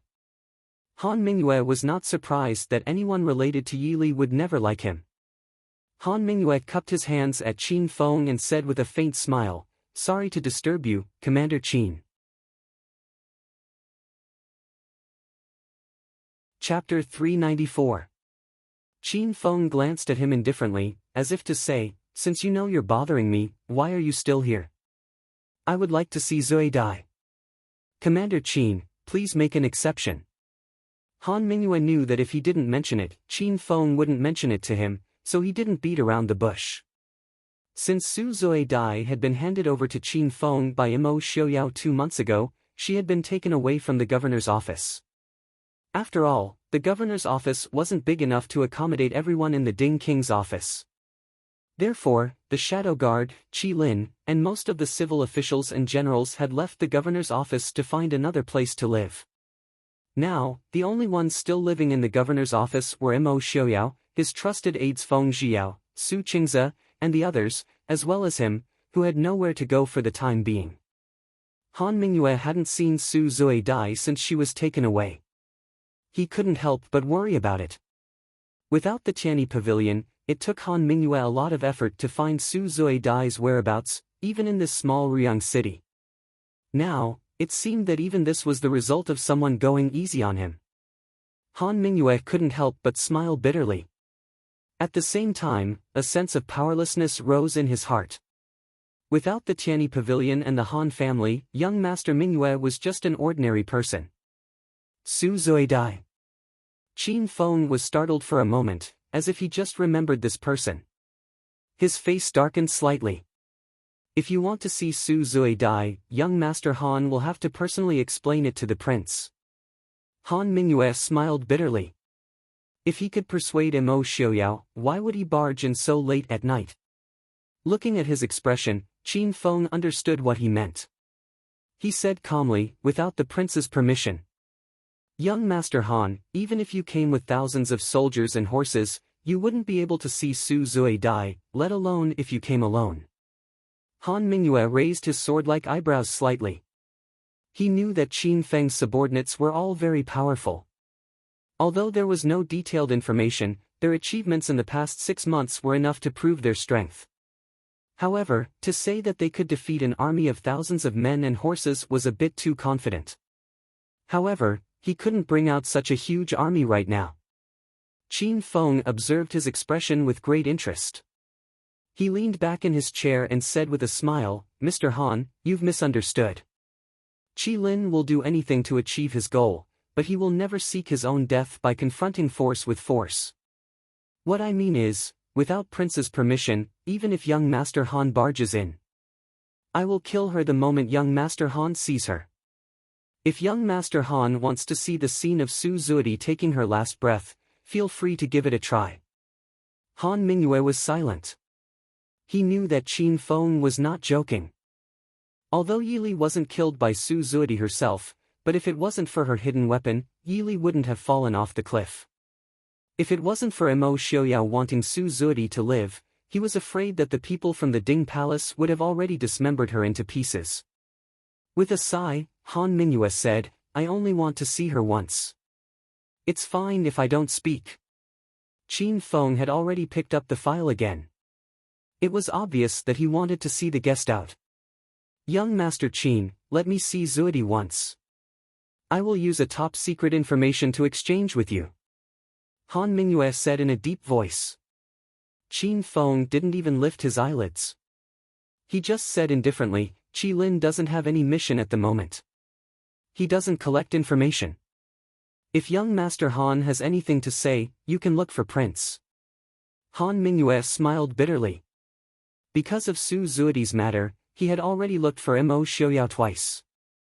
Mo Xiaoyao had already made it clear that if he saw him again, he would either throw him to the Genom of Gojoseon of the Western Tomb, or let him accompany Su Zuidi.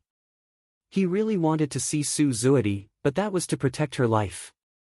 If he was really thrown to accompany Su Zuidi, then it would really be over. "Commander Qin, your prince will definitely be interested in this information. Moreover, this is also related to Princess Ding's death." Qin Feng's hand that was flipping through the file paused for a moment. He seemed to be considering for a moment before he said, "Tell me about it. I want to see Zuidi first." Han Mingyue didn't forget Qin Feng's words just now. Qi Lin would do anything to achieve his goal, so it was obvious that burning the bridge after crossing the river was included. Qin Feng raised his eyebrows, stood up and said, "No problem. You can see her, but you can't speak. She can't see you either." After he finished speaking, he grinned at Han Mingyue and said, "I'm not worried that young Master Han will go back on his words. Similarly, if your information doesn't satisfy me, you will soon see what kind of punishment Su Zuidi will have to endure because of you." Han Mingyue's body stiffened. He stared at Qin Feng for a long time before he sighed and said, "Princess Ding's methods of teaching people are really amazing." Qin Feng shrugged and said with a cold smile, "It could have been even better. Please, young Master Han." Looking at the scene in front of him, Han Mingyue's heart was filled with mixed feelings. He really couldn't tell if he regretted trying so hard to see Su Zuidi or not. They were standing in an extremely simple and ordinary room.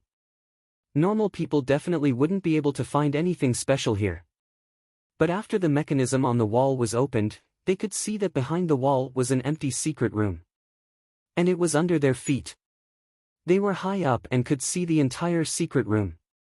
With just a glance, Han Mingyue saw Su Zuidi.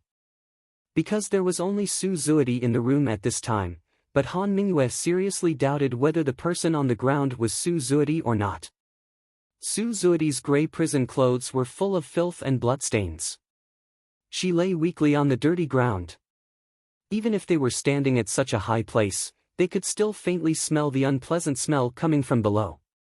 Han Mingyue could clearly see that her fingers were strangely twisted, lying limply on the ground. Her leg was also twisted. Even though she was unconscious, her leg still spasmed from time to time. Her face was full of pain, and she shook her head and muttered something from time to time. If one looked carefully, they would find that she was saying, "I was wrong. Spare me. Help, what did you do to her?" Finally, he couldn't help but ask. Qin Feng didn't care and said indifferently, "Don't tell me that the Tianyi Pavilion didn't torture her. Don't worry, my people aren't all greenhorns. Even if they don't know when to stop, they won't take her life." Han Mingyue couldn't help but shudder. Of course he knew about those secret torture methods. Young Master Mingyue wasn't a living Buddha. He had once tortured the enemies who fell into his hands without batting an eyelid, but he had never thought that those methods would be used on the woman he loved most. She's just a weak woman. How could she bear those methods? Qin Feng shrugged. Who cared if she could bear it or not, as long as she didn't die? In fact, she can bear it better than the average person. Regarding this point, Qin Feng still viewed Su Zuidi in a new light. Torture was not something that could be learned just by talking about it. Of course, it required training, and training naturally required people. Su Zuidi wasn't alone. In fact, there were two other people who came in with Su Zuidi, two men who knew martial arts. Without going easy on them, the two men couldn't stand it and committed suicide. Su Zuidi was still alive. Actually, we can't be blamed for this. The princess consort was originally very opposed to this kind of bloody interrogation method. She was also very knowledgeable about it. Unfortunately, she disappeared before she could teach us everything. So, we can only trouble Miss Su to continue using the old method. Also, young Master Han, you don't have to worry. The injuries on her body aren't. Well, except for her leg, they aren't irreversible. Someone would help her reattach her finger bones tomorrow morning. With the healing elixir provided by Mr. Shen, she will recover in 10 days.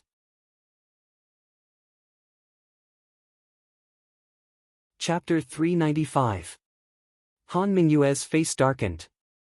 After she recovers, I'll let you break her. Pinch and break her fingers. Her fingers are too slender, so it's not easy to break them unless they're completely smashed. Qin Feng corrected her. Like this, will her hand be able to fully recover in the future? Han Mingyue roared. Just from Qin Feng's tone, she understood that this was not the first time, nor would it be the last. No matter how good Xin Yang's medicine was, it was impossible not to leave behind some side effects. Qin Feng raised his brows, calmly asking, "Does Mr. Han think she still has a chance to leave?" Prince did not say that he would guarantee that she would be unharmed. In fact, the fact that Su Zuidi was still intact was already a sign that his subordinates had a good sense of propriety. "Mr. Han, don't worry. We won't touch her face. If Mr. Han's information satisfies me, you can take some time to draw 2 portraits as a souvenir." Prince said that if you make her too ugly, you'll scare the princess consort and the little heir. Han Mingyue's face turned ashen, but she could not say anything. Finally, she took a deep look at the woman lying on the ground, breathing weakly, and turned to follow Qin Feng out of the room. The man by Mo Jingqi's side, called Tan Jiji, is a descendant of the previous dynasty's royal family. Facing Qin Feng's cold eyes, Han Mingyue said. Qin Feng narrowed his eyes. "Mr. Han, are you playing with me? A descendant of the previous dynasty's royal family? If it was in the past, this would be good news. But now, they and Mo Jingqi could be said to be like fire and water. Who had the time to care if the people by his side were descendants of the previous dynasty? Even if Mo Jingqi was a descendant of the previous dynasty, it had nothing to do with them." Han Mingyue coldly said, "Although Tan Jiji only officially appeared in court this year, he has been by Mo Jingqi's side for more than 10 years.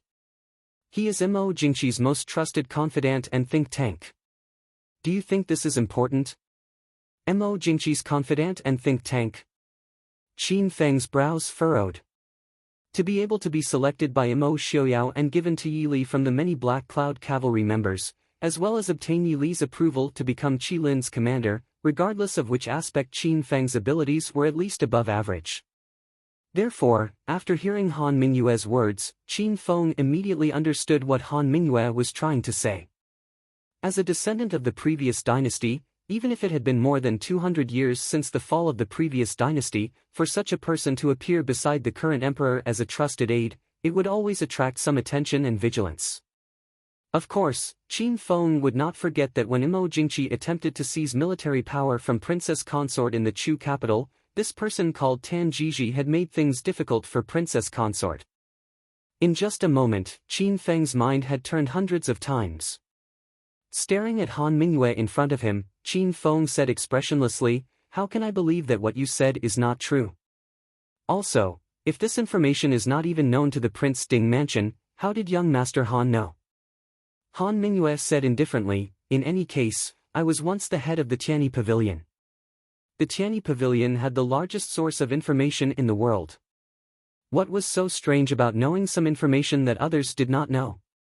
Qin Feng snorted softly. If it was other information, this one might not find it strange. But in the Chu capital, does the Tianyi Pavilion really have the ability to find out information that even the Prince Ding mansion does not know? These years, not only did the emperor keep an eye on the Ding mansion, but the Ding mansion also never relaxed their guard against Imo Jingqi. Otherwise, the Ding mansion would have been swallowed by the royal family during these years when Prince Ding was seriously ill and shut himself in. If you don't believe me, I have nothing to say. This person is definitely involved in Princess Ding's matter this time. You can think about it. If Imo Xiaoyao and Imo Jingqi break off their relationship, who will really benefit? Of course, it would be the surrounding countries and Imo Jingli who occupied the land. Of course, if what Han Mingyue said was true, then Tan Jiji would also be counted as one of them. In fact, whether Qin Feng believed it or not, this kind of information had to be reported to Imo Xiaoyao. However, Imo Xiaoyao's reaction to this made Han Mingyue turn pale with fright. Cut off Su Zuodi's left arm. You're crazy. Looking at the calm Imo Xiaoyao, Han Mingyue roared angrily. Imo Xiaoyao raised his head to look at him and said indifferently, "Tell me the source of the information. Otherwise, in less than 2 hours, I will cut off a part of Su Zuodi's arm and give it to you." "I told you." Han Mingyue said angrily. "I don't believe you." Imo Xiaoyao pushed away the account book in front of him and said, "Don't forget who has the Tianyi Pavilion. I know how many people you have in the capital. Or are you telling me that you're hiding something from me from the deal you made with me? If that's the case, I can still kill Su Zuodi." Han Mingyue looked at him with a complicated expression. "Don't forget that her father and brother died for your Mo family." Imo Xiaoyao leaned back in his chair. His pale face was filled with fatigue and indifference. "So what? I said. If Miss Li doesn't come this year, no one can save her. Yi Li was already dead." Han Mingyue really wanted to shout this out, but looking at Imo Xiaoyao's indifferent eyes, he couldn't say it. Or rather, he didn't dare. He wasn't sure what the consequences would be if he shouted this out. "Imo Xiaoyao, you're crazy," Han Mingyue said in a low voice. Imo Xiaoyao sneered in a low voice. He didn't care about Han Mingyue's evaluation at all. "I've always been more clear-headed than you. I know what I want to do." Han Mingyue, do you know? He wanted to wait for Miss Li and their baby to come back. If Miss Li didn't come, he would kill slowly. He would kill those who wanted to hurt Miss Li and those who got in their way, until Miss Li came back or he died. Now, tell me the answer. Or do you want Su Zuodi's arm? Han Mingyue closed his eyes in defeat. He began to doubt whether telling Imo Xiaoyao this information was right or wrong. "Zuodi told me." "Haha, interesting."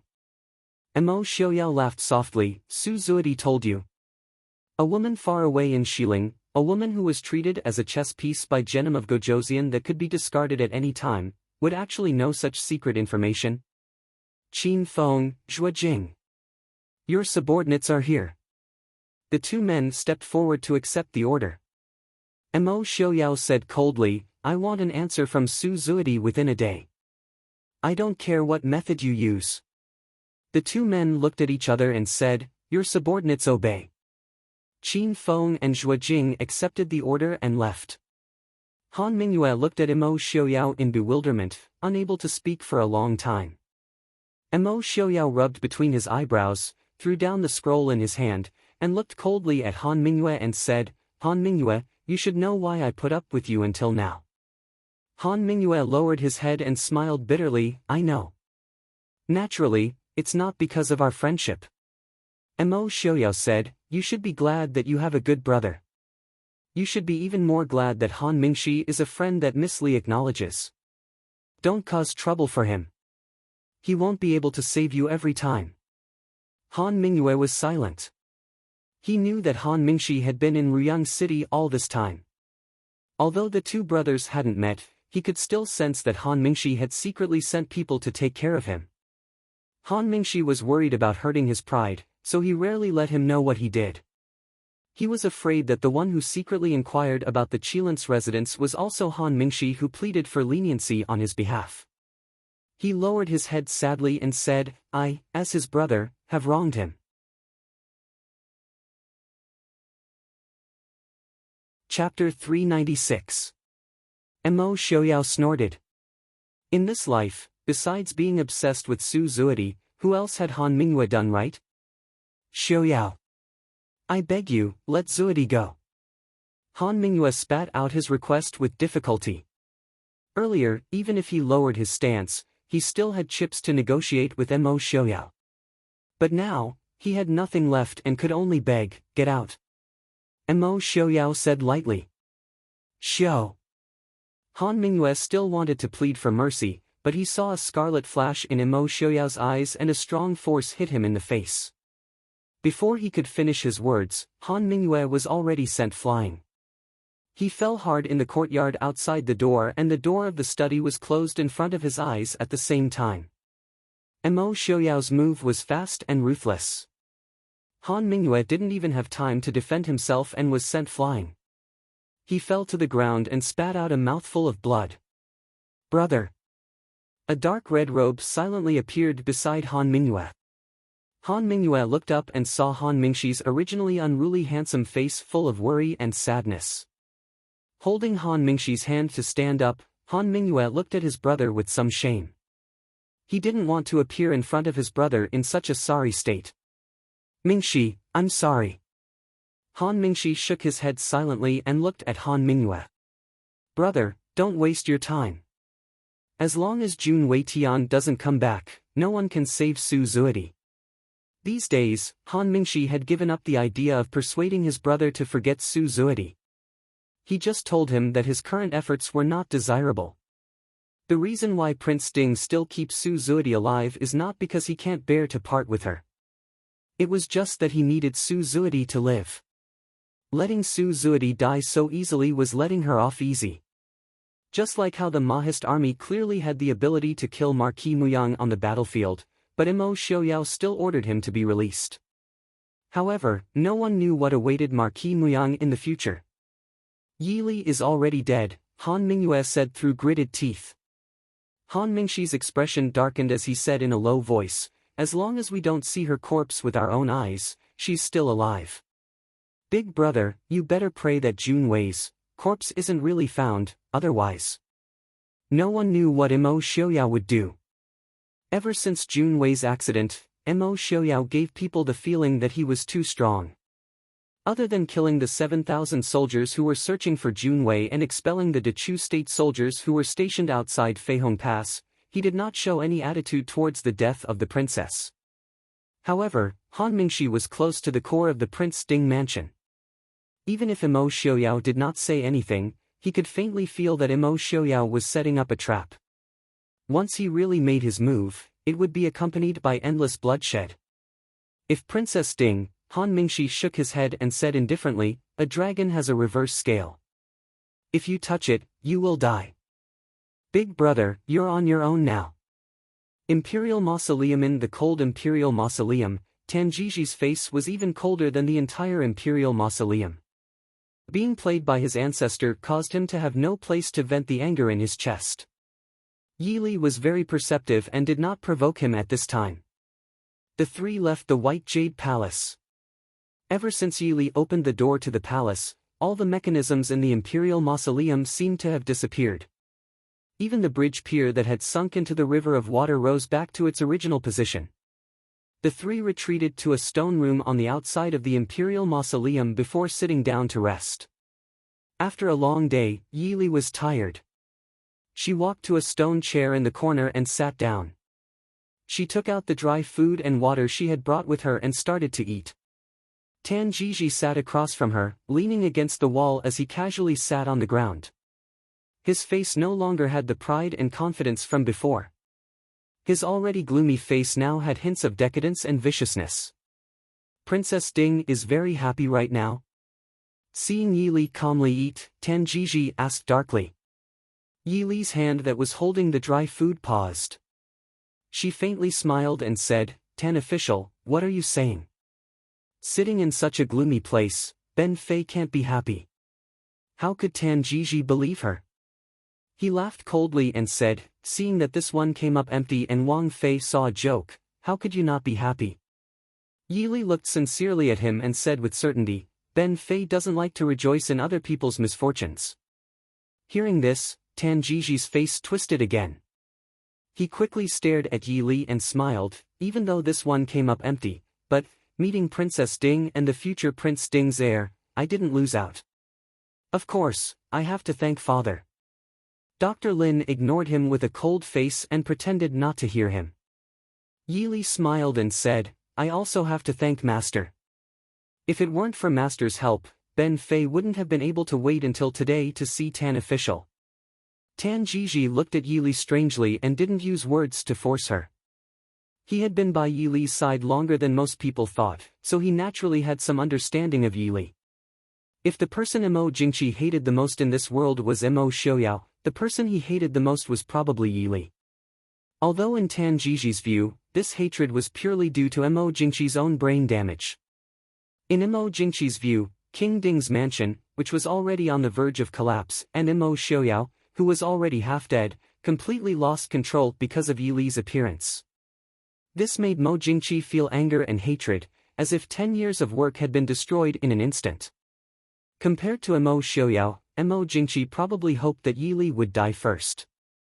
Although Tan Jiji didn't agree with Mo Jingqi's inexplicable hatred, this didn't prevent him from attaching importance to Yi. Of course, he understood that a woman like Yi wasn't someone he could control with just a few words. Tan Jiji's eyes turned slightly, and he tactfully changed the topic. It's been so long. Doesn't Princess want to know how Prince Ding is doing? Yi tugged the corner of her lips and gave him a fake smile. Is Tan official willing to tell me? Tan Jiji smiled and said, it's my honor to be able to speak with Princess. Speaking of which, His Highness Prince Ding is really devoted to Princess. On the second day after Princess fell off the cliff, the 7,000 soldiers at the foot of the mountain were all beheaded. His Highness Prince Ding also withdrew all the Mahist army that was originally resisting Nanzhao and Xiling. Now the Chu state can be said to be in endless war. Seeing Yi frown, Tan Jiji continued, if that's the case, it's fine. Prince Ding also expelled all the Chu state troops outside Feihong Pass and killed all the soldiers who resisted. Now, who doesn't know that Prince Ding has rebelled? His Highness is furious for a woman. Princess, are you very touched? Yi's expression didn't change. Thank you, Tan official, for telling me. As a woman, knowing Prince's actions, I'm naturally very touched. Tan Jiji raised an eyebrow. Princess comes from the Su family in Yunzhou. The Su family has always been loyal. Does Princess have nothing else to say? Yi smiled apologetically and said, married women follow their husbands. No matter what Prince does, even if the world curses him, in this Fei's eyes, he is always right. To have a wife like this, His Highness Prince Ding is truly blessed. Tan Jiji gritted his teeth. Yi smiled and said, Tan official is too kind. In reality, compared to my prince, I'm more interested in Tan officials' matters. Chapter 397. Tan Jiji was startled, staring warily at the woman in plain clothes who was smiling brightly in front of him. Yili waved her hand, smiling faintly. Official Tan doesn't need to be nervous. Since you've already let this consort know your identity, you don't care about anything else, right? Tan Jiji was silent. That's right, his biggest secret was his identity. If this was no longer a secret, then what else could he not say? Raising his head, Tan Jiji's lips held a trace of a smile. It was a pity that he was used to having a gloomy face and could not look elegant. However, no one cared. Tan Jiji raised his brows and smiled. To be able to interest the princess, this one is really flattered. Yi Li smiled. Official Tan doesn't need to be so polite. This consort doesn't need to guess why Official Tan has been by Imo Jingqi's side for so many years. It must be for that matter, right? Tan Jiji nodded slightly. That's right. As a descendant of the previous dynasty, there was no need to guess why he would spend so much effort to hide by the emperor's side.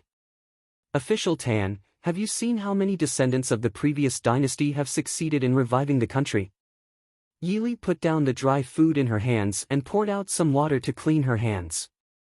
Tan Jiji's face darkened, staring coldly at Yili. Yili smiled. Official Tan doesn't need to worry. This consort isn't mocking you. Official Tan might as well think about this consort's question. Indeed, not many have succeeded. Does the princess have any brilliant ideas? I don't dare to have any brilliant ideas. In fact, reviving a country is far more difficult than establishing a country, isn't it? The previous dynasty has been around for 200 years. Which commoner would risk their lives for a descendant of the royal family who has been extinct for so many generations? As a descendant of the previous dynasty, what benefits can Official Tan give them to make them risk their lives for you? Official Tan wants to revive the country, but you don't know, where will the money, soldiers, and talents come from? Official Tan doesn't think that once the Ding King's manor is gone and Imo Jingqi is killed, the Dechu state will return to you, right?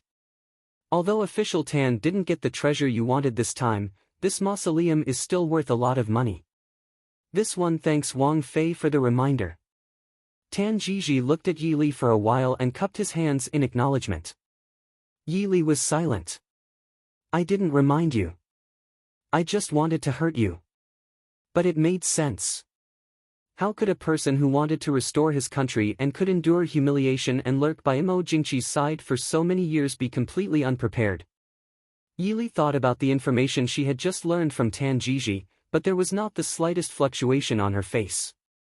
Yi Li had always been good at keeping her distance when interacting with others. She knew very well that she could not continue. If she continued, Tan Jiji wouldn't want to use her to negotiate with Mo Xiaoyao. Instead, he wanted to kill her to silence her. Yi Li didn't want to speak, but Tan Jiji was clearly very interested in Yi Li. Speaking of which, with Wang Fei's intelligence, how could she have been forced to marry Prince Ding? Or perhaps, before our emperor knew, Princess Consort and His Highness Prince Ding were already in love? Official Tan, you've read too many novels, haven't you? This consort has good taste. Yi Li glanced at him and said indifferently. Good taste? Tan Jiji asked with amusement. He clearly snorted disdainfully at Yi Li's words. No matter how one looked at it, marrying Mo Xiaoyao was not a good thing. Yi Li pursed her lips and decided not to explain the problem of her taste to outsiders. If one simply looked at it from the perspective of a woman in this era, marrying Mo Xiaoyao was indeed not a good thing. But to Yi Li, it was the best choice. She didn't have to deal with countless women in the back courtyards. She didn't have to spend the rest of her life talking about rouge and face powder with the noble ladies. She also didn't have to live in a small world for the rest of her life. Even if she had prepared for this kind of life, why wouldn't she want a better choice? Even if it was far from the peace and quiet she had hoped for, there was always a price to pay. She couldn't hope to enjoy the freedom she had in her previous life without any responsibilities or obligations. Other people's views and opinions were not important. Many things were just like drinking water. What Mo Xiaoyao had given her made her happy, and she was willing to do anything for him. That was all. Although the treasures in the imperial tomb were fake, the size of the tomb did not disappoint the reputation of the imperial tomb. According to the map, other than the necessary rest, there were no delays. The three of them walked for an entire day before they reached the exit. Walking out of the imperial tomb, Yili closed her eyes in discomfort at the sunlight that greeted her. She raised her hand to cover her eyes. After a while, she opened them again and saw Tan Jiji looking at her with a smile. Princess truly trusts this one. Yili smiled faintly and said, if official Tan wanted to make a move against this consort, wouldn't you have done it in the imperial tomb? Official Tan can rest assured, this consort will not run away. After all, my child is the most important. Tan Jiji nodded in satisfaction. It's good that Princess understands. To be honest, this one doesn't want to be rough with Princess. Ever since meeting Tan Jiji, Dr. Lin had become very quiet. Most of the time, it was Yi Li and Tan Jiji who were talking. Dr. Lin only listened with a cold face as the two of them tested each other. Standing at the bottom of the cliff, he watched as the entrance to the imperial tomb slowly closed and disappeared without a trace. Dr. Lin turned and walked forward. Tan Jiji's face darkened as he stared at Dr. Lin's back and said, "Father, where do you want to go?" Dr. Lin turned around and coldly said, "You've already entered the imperial tomb. Do you still need to care where an old man like me goes?" Tan Jiji looked at Dr. Lin with a complicated expression. After a moment of silence, he said, "Father, I want the location of the imperial tomb." Dr. Lin's face revealed a trace of shock. He stared at Tan Jiji and said, "You think this imperial tomb is fake?" Tan Jiji stood with his hands behind his back. "There's nothing inside. Isn't it obvious?" Dr. Lin chuckled, "I told you before that there are no treasures in the imperial tomb, but you didn't believe me. Now that you've seen it with your own eyes, you're suspecting that this is not the real imperial tomb. Are you trying to say that this old man has hidden the real treasure?" Tan Jiji did not speak. His expression seemed to indicate that he agreed with Dr. Lin's words. A trace of sadness and pain flashed across Dr. Lin's face. He stared at Tan Jiji and sneered, "Good. Good. Even if I did hide the treasure, what are you going to do about it?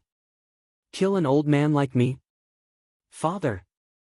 Tan Jiji clenched his teeth as he stared at Dr. Lin with a hint of ruthlessness in his eyes. He proudly stared at Dr. Lin's slightly hunched figure and coldly said, "Have you forgotten? You are not my biological father. Those treasures don't belong to the Tan family." A mocking smile appeared on Dr. Lin's face, but in Yi Li's eyes, it looked more like crying. "Then don't forget, you still carry the Tan family's surname." Tan Jiji's expression changed, and his face became even uglier. "You. I say, shouldn't we leave this place first? We should still be near Ruyang, right?"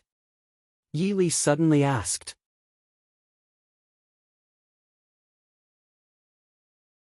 Chapter 398. Tan Jiji paused and finally swallowed the words he was about to say. He looked at Dr. Lin and said stiffly, "Come with me." Dr. Lin raised his white eyebrows and was about to speak when Yi Li reached out and grabbed his arm. Yi Li said apologetically, "Master, I seem to be feeling a little unwell. I'll have to trouble you to take a look at me later." Dr. Lin was stunned for a moment. He looked deeply at Yi Li and finally stopped objecting. Suppressing the father and son who were about to have a fierce conflict, Yi Li sighed slightly in her heart. She carelessly touched the piece of cloth in her sleeve and followed the footsteps of Tan Jiji who was walking in front of her. Tan Jiji walked forward and looked back at Yi Li, saying, "My men are not far from here. Princess, don't be agitated. We won't go to Ruyang this time. So you may not be able to see His Highness Prince Ding for the time being."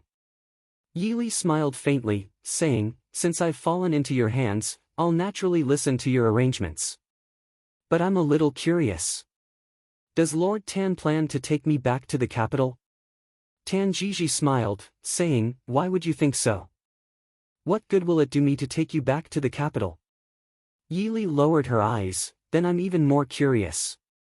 What excuse did Lord Tan use to leave the capital for so long? Mo Jingqi's suspicious heart is not clear. Tan Jiji smiled slightly proudly, saying, since I can gain His Majesty's trust, how can I not even spare a little time? As for where you're going, you'll know when you arrive. Yili smiled, in that case, I'll wait and see. Since you could deceive Mo Jingqi for so many years, let me see if you have the ability to walk out of Feihong Pass. This was a very inconspicuous town not far from Ruyang City. It was also the first town they saw after leaving the Imperial Mausoleum. There were no more than 100 families in total. Every 2 days, the people from the nearby villages would bring the things they needed to exchange for other things they needed. Only then would it become more lively. When they entered the town, they were just in time to catch up with the town's market. Tan Jiji had changed his clothes, and the three of them looked like a family of three, an old man and a young couple. They were not too eye-catching. Stepping into a shabby inn, the three of them were quickly welcomed to the backyard of the inn. This was clearly a stronghold that Tan Jiji had prepared beforehand. It was completely different from the shabby front of the inn. The backyard was clean and quiet, unlike the scenery of a small town in the northwest. The moment he stepped into the courtyard, someone came out to welcome him. Jiji, you're finally back. A beautiful woman wearing a blue robe walked towards them. She didn't care that there were other people present. She rushed into Tan Jiji's arms and said, Jiji, you're finally back. I've been worried for a long time. I was afraid that you had an accident. Tan Jiji was obviously very indulgent towards this young woman. His originally gloomy face had a bit of a smile. He softly said, aren't I fine? I've made you worry. The blue-robed woman withdrew from his arms. Only then did she see Yili and Dr. Lin standing to the side. Of course, her eyes were mainly focused on Yili. Pointing at Yili, her eyes were filled with jealousy and disgust. Who is this woman? Yili's mouth twitched. Big sister, can't you see that I'm still pregnant? Isn't this jealousy a bit too fierce? Tan Jiji quickly pulled her back and softly comforted her. Lin her, she's still useful. You can't touch her. You know that I only have you in my heart. The blue-robed woman was not satisfied because of this. She stared at Tan Jiji. You still haven't told me who she is. Tan Jiji helplessly smiled and said, she is Princess Ding, so, don't hurt her. A sharp light flashed in the blue-robed woman's eyes. Leaning against Tan Jiji, she looked at Yili. Princess Ding. Didn't Princess Ding die? How could she appear here? Tan Jiji softly said, we met by accident. Have someone look after her. The blue-robed woman smiled brightly and said, don't worry. When have I ever failed to do what you've asked me to do? Tan Jiji nodded and turned to Yili. Princess Ding, we'll be staying here for 2 days. If you have any problems, you can tell Lin. She will help you. Yili did not have any objections to this. However, the blue-robed woman was unhappy.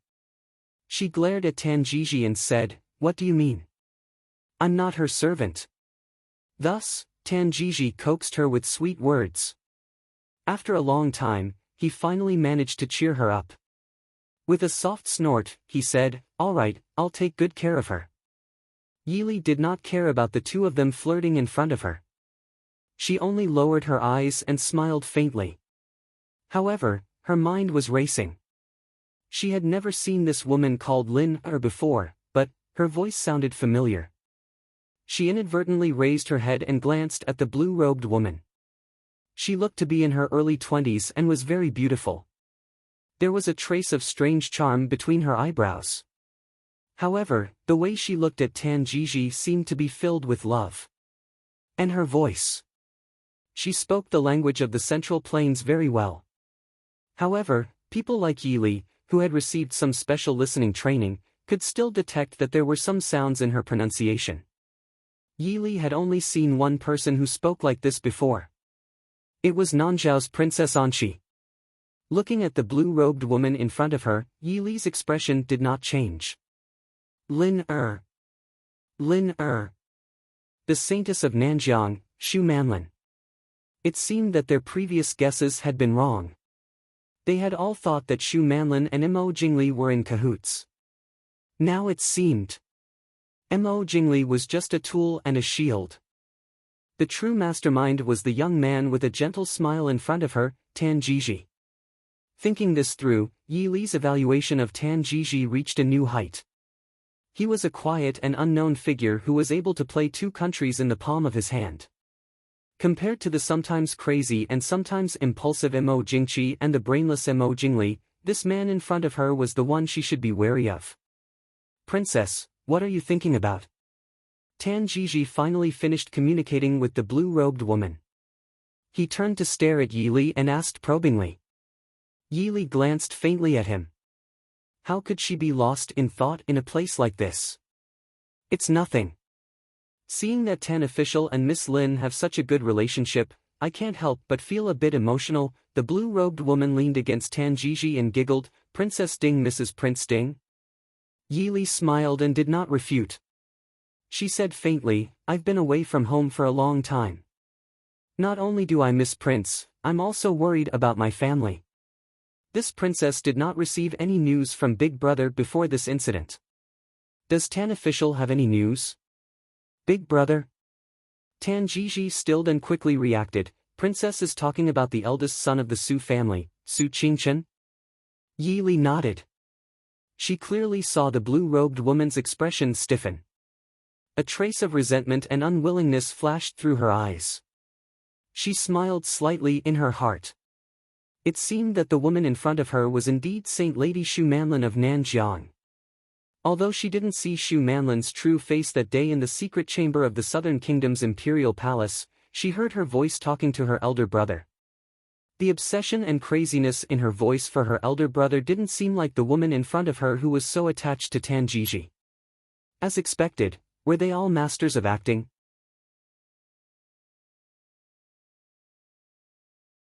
Chapter 399.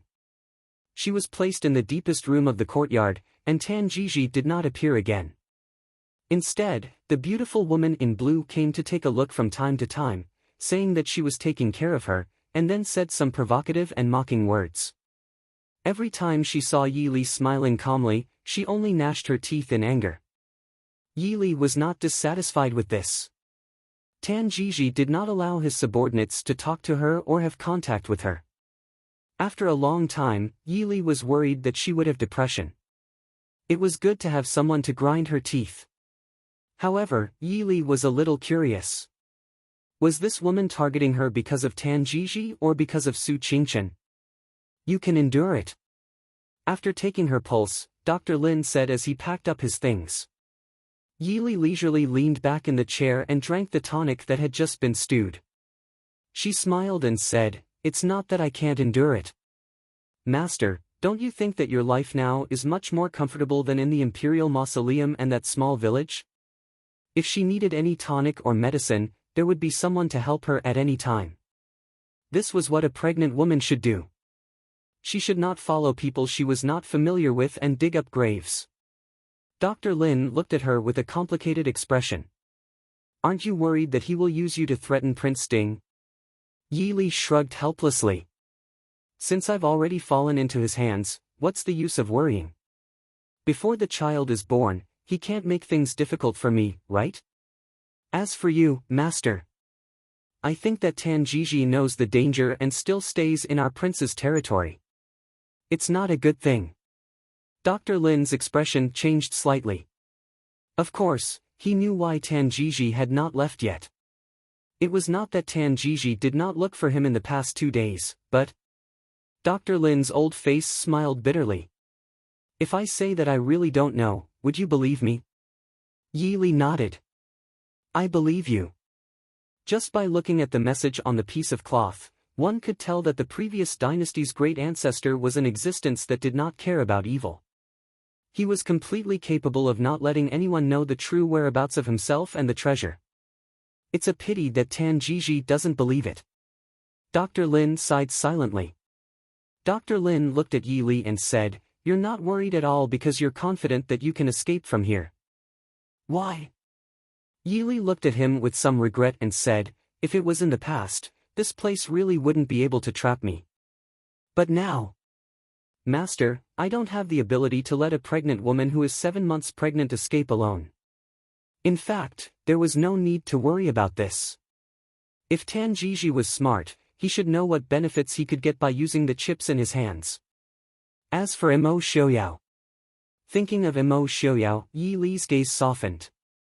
"Even if we have to pay a price, I believe he won't mind.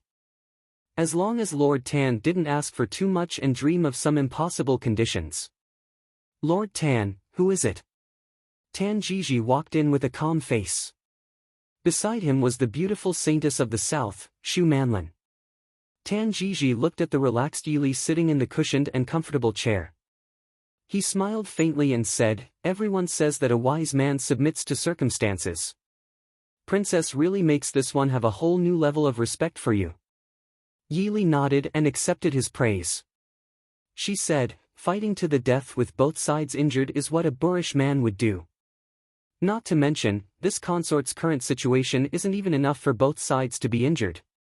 Tan Jiji sneered and said, "Princess is too modest." "That's right, let me tell Princess a piece of good news. It should make Princess happy. Today, soldiers from the Mahist army suddenly appeared in this town.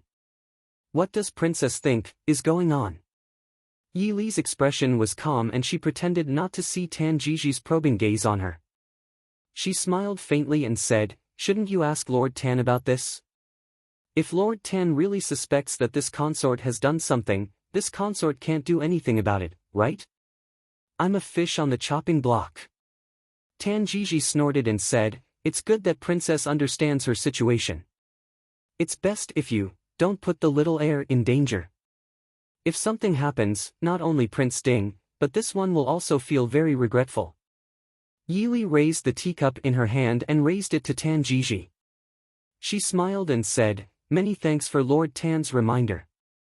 Since Lord Tan has said so, this consort will give Lord Tan a suggestion. It's best if you leave the northwest as soon as possible. Since you've already attracted the prince's attention, the Mahist army may be easy to deal with. However, the Shadow Guard is not so easy for Lord Tan to deal with. If Qi Lin is attracted because of this, Lord Tan, I really don't want to say whether you've profited or suffered a loss."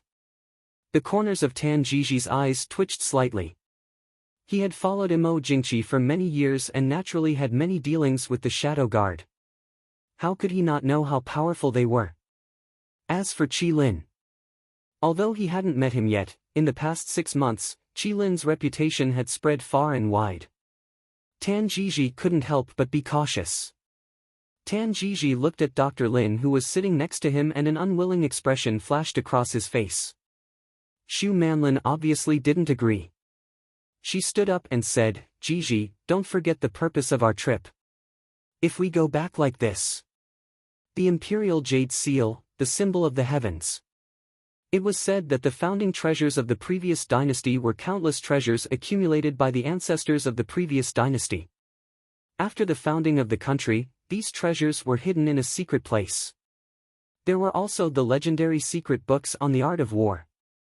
The ancestors of the previous dynasty were like gods when it came to war, but they weren't able to leave behind even a single book on the art of war. It was said that these were all hidden by the ancestors, waiting for their descendants to discover them. As long as they had these, how could they not succeed? Tan Jiji gritted his teeth and waved his hand, "Someone come, take Dr. Lin away." 2 men appeared at the door and took the order to drag Dr. Lin away. Yi Li frowned. "Lord Tan, if you take Dr. Lin away, what will happen to me?" Tan Jiji looked at her and said indifferently, "Princess Ding, don't worry. Lin, and I also know a little about medicine. As long as we leave the northwest, this one will definitely find another famous doctor to take care of the princess. He's your father," Yi Li said in a low voice as she looked at the expressionless Dr. Lin. Xu Manlin snorted and said, "What kind of father is he? He's just relying on the fact that he raised Jiji." Jiji is a descendant of the previous dynasty's imperial family. He's just a servant of the imperial family. Jiji respects him because of his kindness in raising him. Does he really think he's someone to Jiji?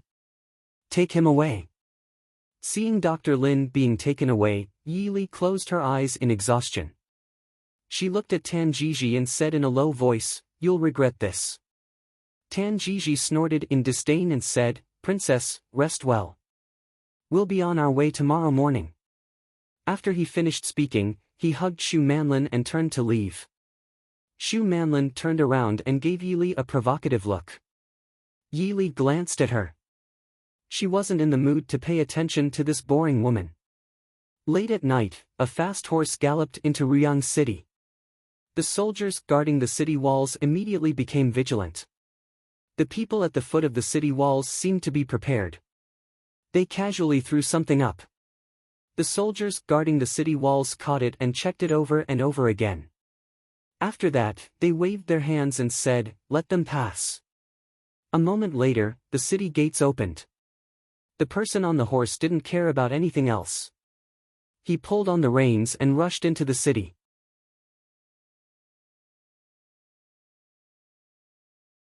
Chapter 400.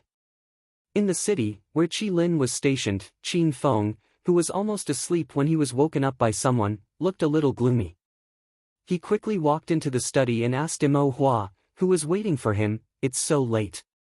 What's the matter?" Mo Hua looked a little strange. After a moment of silence, she took out a folded piece of paper and handed it to Qin Feng. "The shadow guard just came. Take a look." Qin Feng frowned. The paper in his hand was an extremely ordinary prescription. There was nothing wrong with the paper or the handwriting.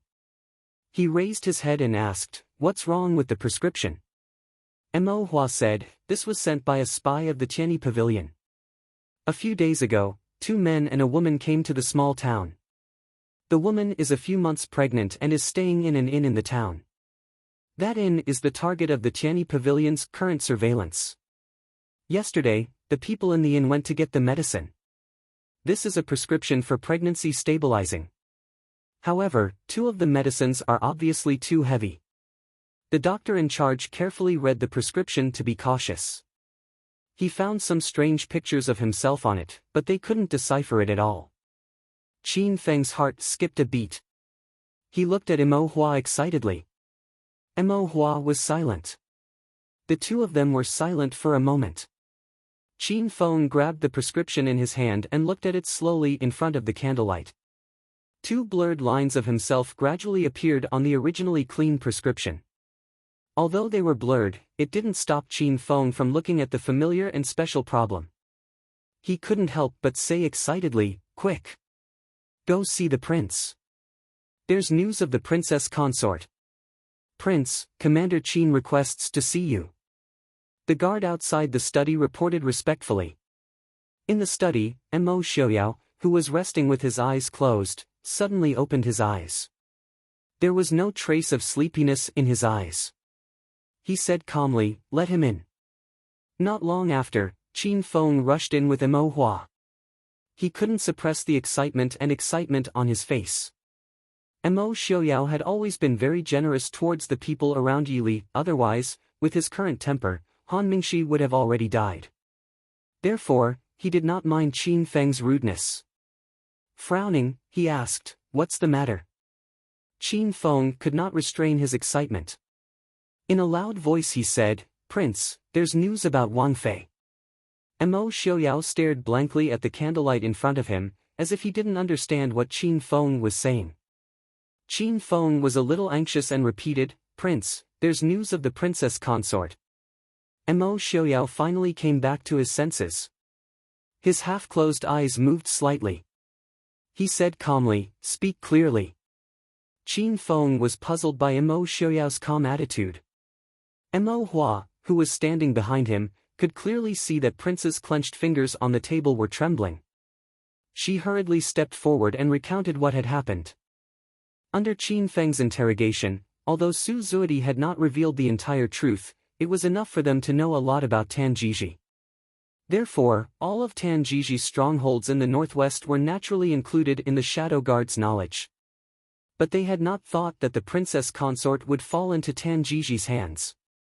They had even appeared together in a small town not far from Ruyang. They had even successfully sent a secret letter to them.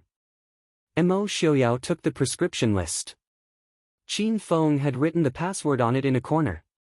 Some strange symbols formed 2 lines of text. Mo Xiaoyao had seen some of it in Qi Lin's files, but he had not studied it in detail. He turned his gaze to Qin Feng. Qin Feng finally calmed down, but his eyes still flashed with sharpness. The princess consort says that everything is well. Please, Prince, do not worry. Well, do not worry. Mo Xiaoyao leaned back against the chair and closed his eyes. A long time later, he stood and ordered, "Send the order. Immediately go and welcome the princess consort back." Prince. Mo Hua stepped forward and blocked Mo Xiaoyao. He looked at him disapprovingly and said, "Prince, the princess consort can be welcomed by us.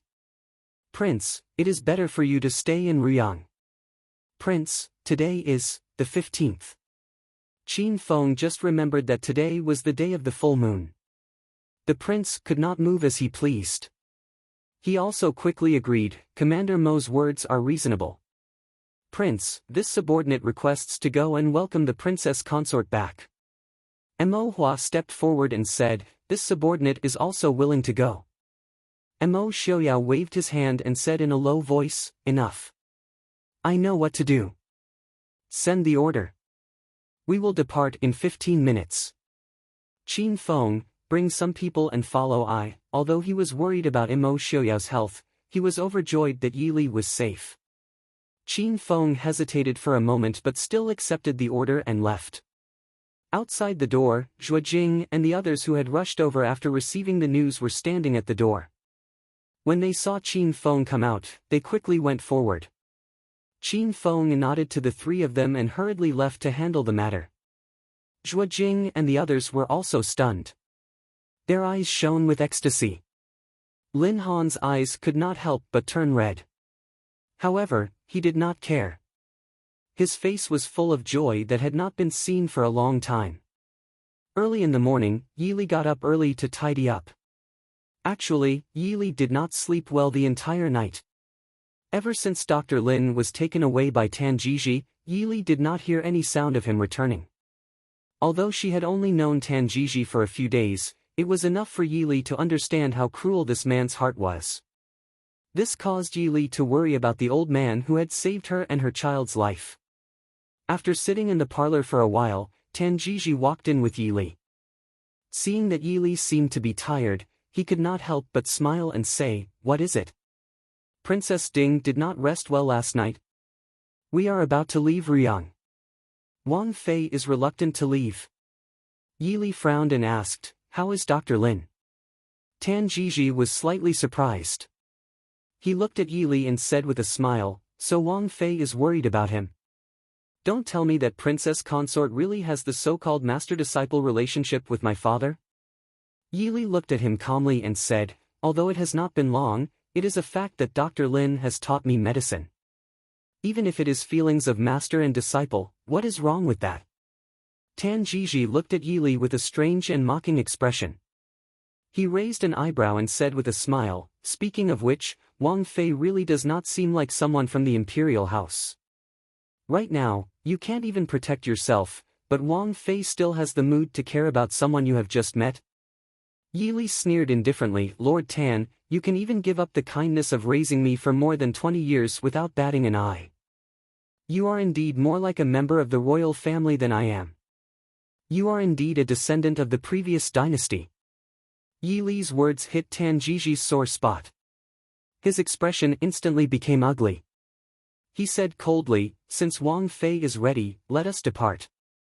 Tan Darren, please, Yi Li said faintly. Leaving the inn, even though there was only Yi Li, Tanjiji, and Shu Manlin with 3 or 4 servants, Yi Li was sensitive enough to feel that there were eyes following them from the shadows. Even though she had been restricted to the yard and could not go out these past few days, Yili estimated that there were at least 10 people hiding in the innermost yard where she and Dr. Lin lived. Not to mention other places. If the secret guards rushed in a moment of impatience, it would be bad for them to be in such a small courtyard. Standing outside the door of the inn, Yili turned back to look at the deserted and old inn. She still did not see any trace of Dr. Lin. Tan Jiji had not obtained the treasure he wanted, so he probably would not kill Dr. Lin. Yili could only hope in her heart.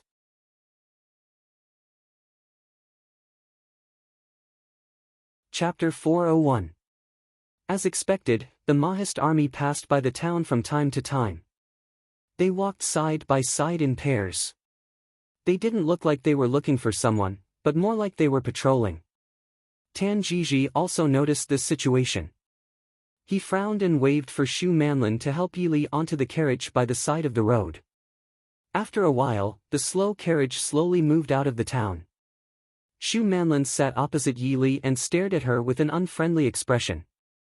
Although Shu Manlin often came to the small courtyard to bully Yili, Dr. Lin was usually present. This was the first time the two were alone together. Yili looked calmly at the beautiful woman opposite her and smiled faintly. Shu Manlin raised her eyebrows and snorted disdainfully. She stared at Yili and said, "Do you know who I am?" Yili lowered her eyes. "I don't want to know who you are at all. Miss Lin, if you don't know who you are, how would I know?" Shu Manlin glanced at her arrogantly and said, "You don't have to pretend. I know you've already guessed my identity. Princess Ding, when you were in Nanzhao, you used the identity of Su Qingqian's fiancé to deceive me and that idiot Anqi. Do you think I won't guard against you?" Yili looked up at her and smiled, then. "Holy maiden, do you have any advice for me?" Compared to the young Princess Anqi, who ruled the country well, Yili couldn't see how Shu Manlin had the right to call her an idiot. She was indeed an idiot. Did she always think that others were idiots? "You know what I want to say. If you know what's good for you, then obediently shut your mouth. Otherwise, don't blame me for being rude," Shu Manlin threatened in a low voice. Yili raised her eyebrows. Of course, she knew what she was talking about. So she was pestering Big Brother behind Tan Jiji's back? However, Yili was surprised that Shu Manlin was afraid of Tan Jiji. After all, in anyone's eyes, even if Tan Jiji was a descendant of the previous dynasty's royal family, he was now just an emperor's personal attendant. He had no money, no power, and no one. On the other hand, Shu Manlin was the saintess of the southern border. Her status and power were almost on par with the southern border king's crown princess. Furthermore, she had the secret support of the southern border king and Mo Jingli. Even if they were hooking up, it should be Tan Jiji who gave in to Shu Manlin. It seemed that she had underestimated Tan Jiji because of his performance in the imperial mausoleum. Yili tilted her head and thought for a moment. Then she smiled and said, "Saintess, you should know that I'm not the kind of person who likes to gossip." Shu Manlin sneered, "It's good that you know what's good for you. Otherwise, I have plenty of ways to shut you up." Quietly looking at Shu Manlin, Yili's lips revealed a cold smile. "Saintess, your words make this consort very uncomfortable. Now, do you dare to kill me? No, do you dare to attack me now?" Shu Manlin's pretty face sank. That's right, in the past few days, Tan Jiji had repeatedly warned her not to touch Yili. Although she was unhappy, she wasn't the kind of woman who couldn't see the big picture. Since they didn't get the previous dynasty's treasure, the importance of Princess Ding as a bargaining chip became even more apparent. Now, not only could they not harm Yili, they even had to protect her. As long as they could safely bring Yili out of the Mahist army's sphere of influence, they would have two bargaining chips that they could use to threaten Mo Xiaoyao at any time. "Yili, don't be too complacent. One day." Shu Manlin gritted her teeth and said in a low voice. One day, the bargaining chip would lose its effectiveness. In the future, she could torture the woman in front of her however she wanted. Thinking back to last year when Yili caused a ruckus in Nanzhao and what she did in Shattered Snow Pass, her original plan was almost completely destroyed. Whenever she thought of this, Shu Manlin couldn't help but want to skin her alive. Not to mention, she was Su Qingchen's cousin. Yi Li supported her head with her hand and leisurely reminded her, "Saintess, you should think about the present first. Who knows what will happen in the future? Of course, if you don't mind, I don't mind occasionally chatting with official Tan about what happened in Nanjiang. Something that the Saintess of Nanjiang and Gongzi Qingchen have to talk about." Shu Manlin's face turned green with anger. She raised her hand and wanted to slap Yi Li's face, but Yi Li was faster than her. Ah! Outside the carriage, Tan Jiji, who was riding a horse, quickly caught up a few steps. He leaned over and lifted the curtain beside the carriage and saw Shu Manlin's raised hand. He frowned unhappily and said, "Lin, what are you doing? I said before, you can't be rude to the princess." Shu Manlin angrily put down her hand and cast a sharp look at Yi Li. She muttered in a low voice, "I know." Tan Jiji looked at the two with some worry and said, "We're about to leave the town. Don't make trouble." Then he put down the curtain. Yi Li smiled at Shu Manlin and raised her eyebrows. Shu Manlin gritted her teeth. "Yi Li, just you wait." The carriage was stopped at the exit of the town. Fortunately, the people who stopped the inspection at the intersection were not the Mahist army, but ordinary yamen runners. This made Tan Jiji breathe a sigh of relief. "Who is on the carriage? Get off!" The yamen runner who was outside the carriage shouted in a deep voice. Tan Jiji put on a disguise and looked honest and scholarly. He went forward and said, "Official, what's going on?" The yamen runner knocked on the carriage door and said, "Under orders from above, we're searching for spies in the northwest. As long as it's a foreigner, we'll check all of them. Let the people inside come out."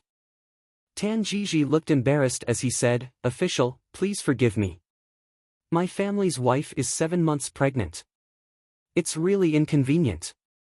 Please be magnanimous and forgive me." As he said that, he slipped 2 ingots of silver to the official without leaving a trace. He had completely put on the appearance of a cowardly scholar. The yamen runner got the benefit. He looked at each other and said, "It's okay if you don't get off the carriage. Lift the curtain and take a look."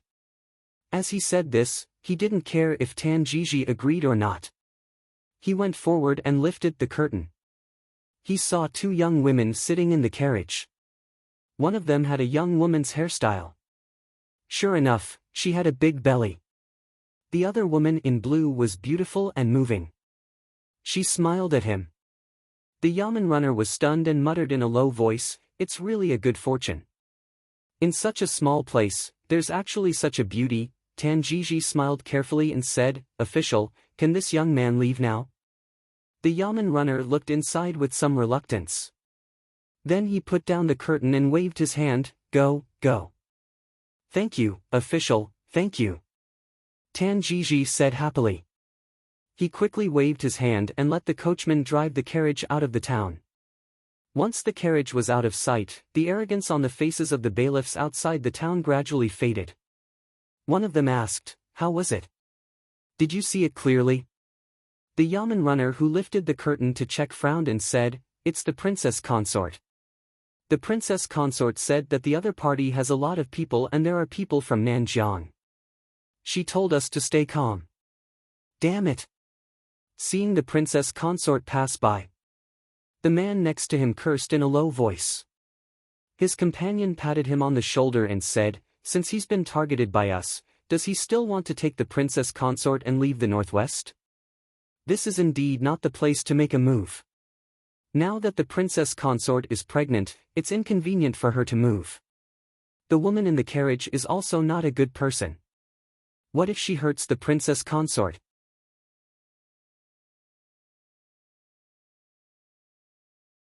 Chapter 402.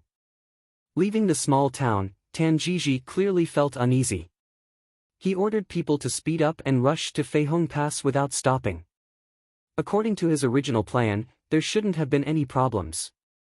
He had been hiding between the Dechu state and Nanzhao for almost 10 years and hadn't attracted the attention of any of the nobles, including the Prince Ding mansion. And he hadn't entered the northwest from Feihong Pass. Logically speaking, he shouldn't have attracted Emo Xiaoyao's attention. But the sudden appearance of the patrolling troops in the small town made him feel that he had lost control of something. Just as he was puzzled, he suddenly thought of a person. He couldn't help but inwardly suck in a cold breath. He only hoped that woman wouldn't be so stupid as to reveal everything about him. A murderous intent flashed through his eyes. It shouldn't be, that woman should know that once she said it, she would die. Emo Xiaoyao would definitely cut her to pieces. Gigi, rest for a while, I'm tired. Xu Manlin lifted the curtain and said with an ugly expression. She had been spoiled since she was young. How could she bear the pain of the bumpy carriage? She couldn't stand it anymore.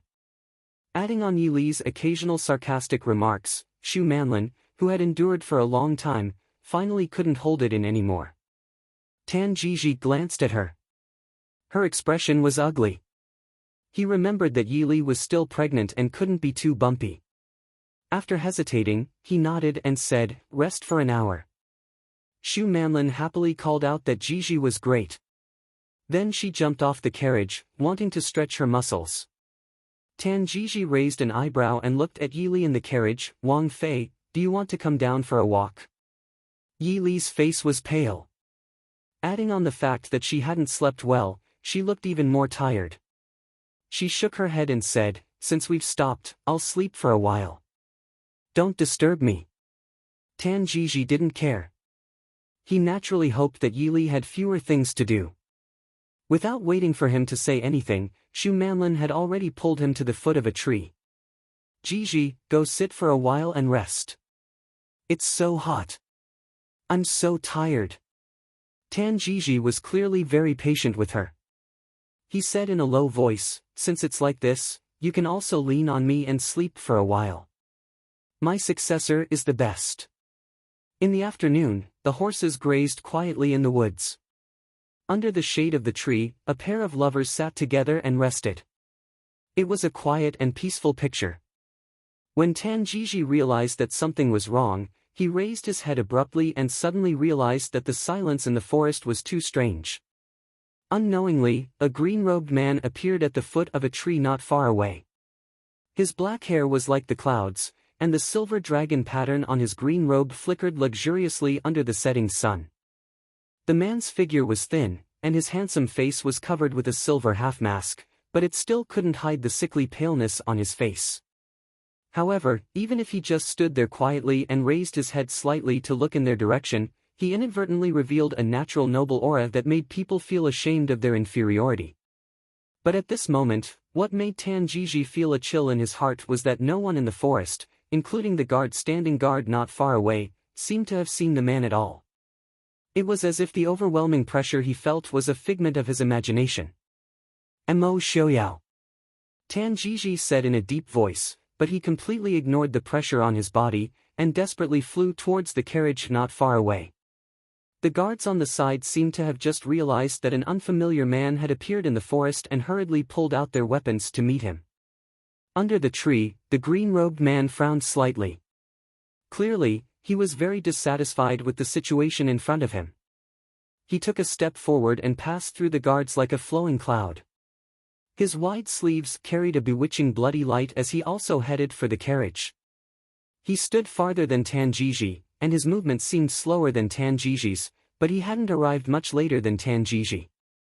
Just as Tan Jiji reached out to grab the curtain of the carriage, a silver light flashed and a cold silver radiance slashed towards his hand that was reaching towards the carriage.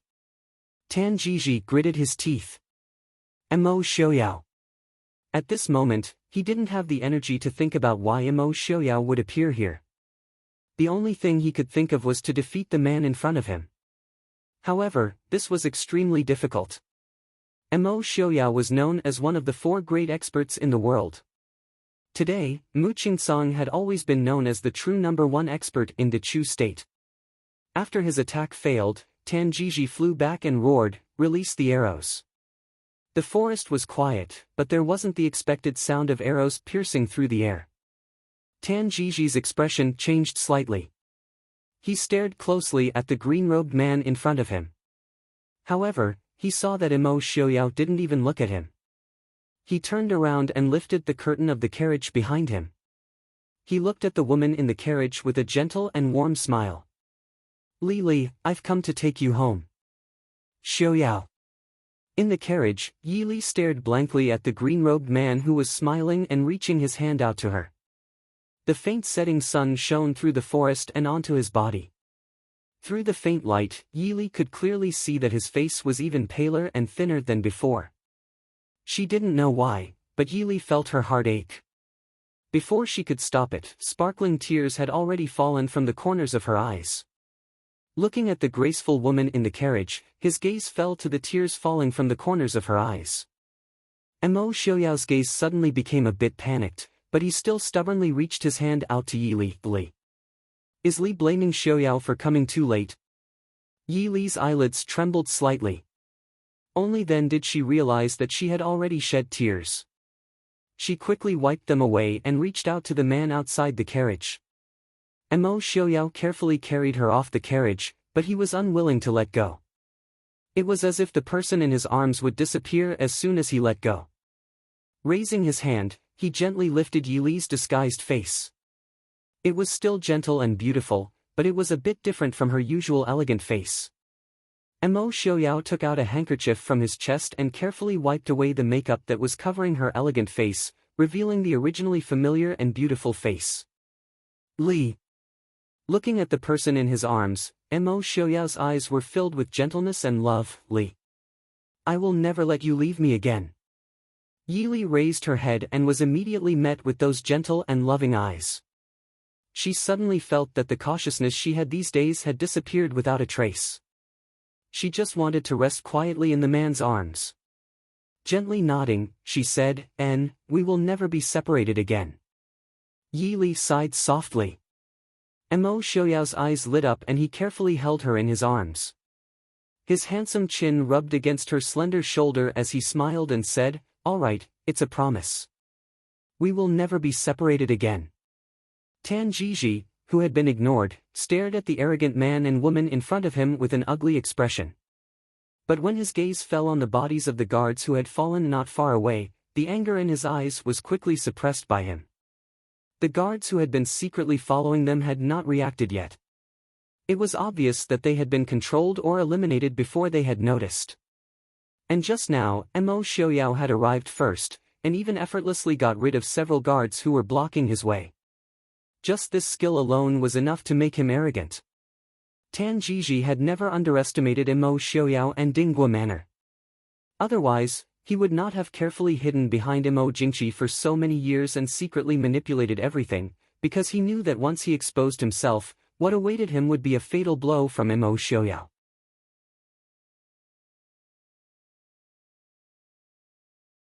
Chapter 403. Su Zuidi, this slut. At this point, he was even calmer. Whether he was willing or not, he had to admit that Su Zuidi had betrayed him. Behind his back, Tan Jiji clenched his fists tightly, thinking quickly about how to escape.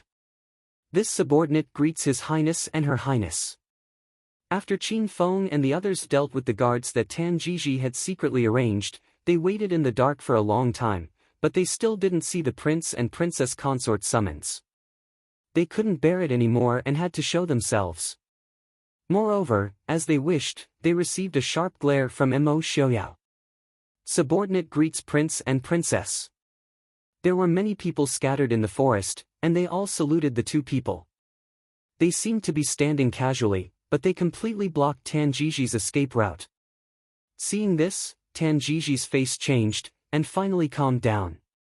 Taking a step forward, Tan Jiji smiled and said, "Subordinate greets Prince Ding." Mo Xiaoyao seemed to have just noticed that there were outsiders here, and gave him a little bit of attention. Glancing at Tan Jiji who bowed, Mo Xiaoyao asked faintly, "Lord Tan, where do you want to take I's princess?" Tan Jiji's heart sank, and he couldn't decide whether he should take a gamble or not. If he won the gamble, maybe he had a chance to leave here safely, but if he lost, no, if he didn't take this gamble, he wouldn't be able to leave here alive today. And looking at Prince Ding's expression, it didn't seem like he knew about that matter. Soon, Tan Jiji had made up his mind, and he cupped his hands and smiled apologetically, it was indeed a moment of greed that made a mistake. Since Prince is already here, this subordinate also congratulates Prince and Princess for a family reunion. Today's matter. I ask for Prince's forgiveness. Forgiveness? Mo Xiaoyao's smile was very faint, but it made people feel cold in their hearts. Nodding slightly, he said, I remember that Lord Tan almost took away I's beloved princess, and I'm in a bad mood. If Lord Tan is hurt in any way, please forgive me, Lord Tan. After saying that, he seemed to have lost all interest in Tan Jiji. He waved his hand and said, take him away and kill him.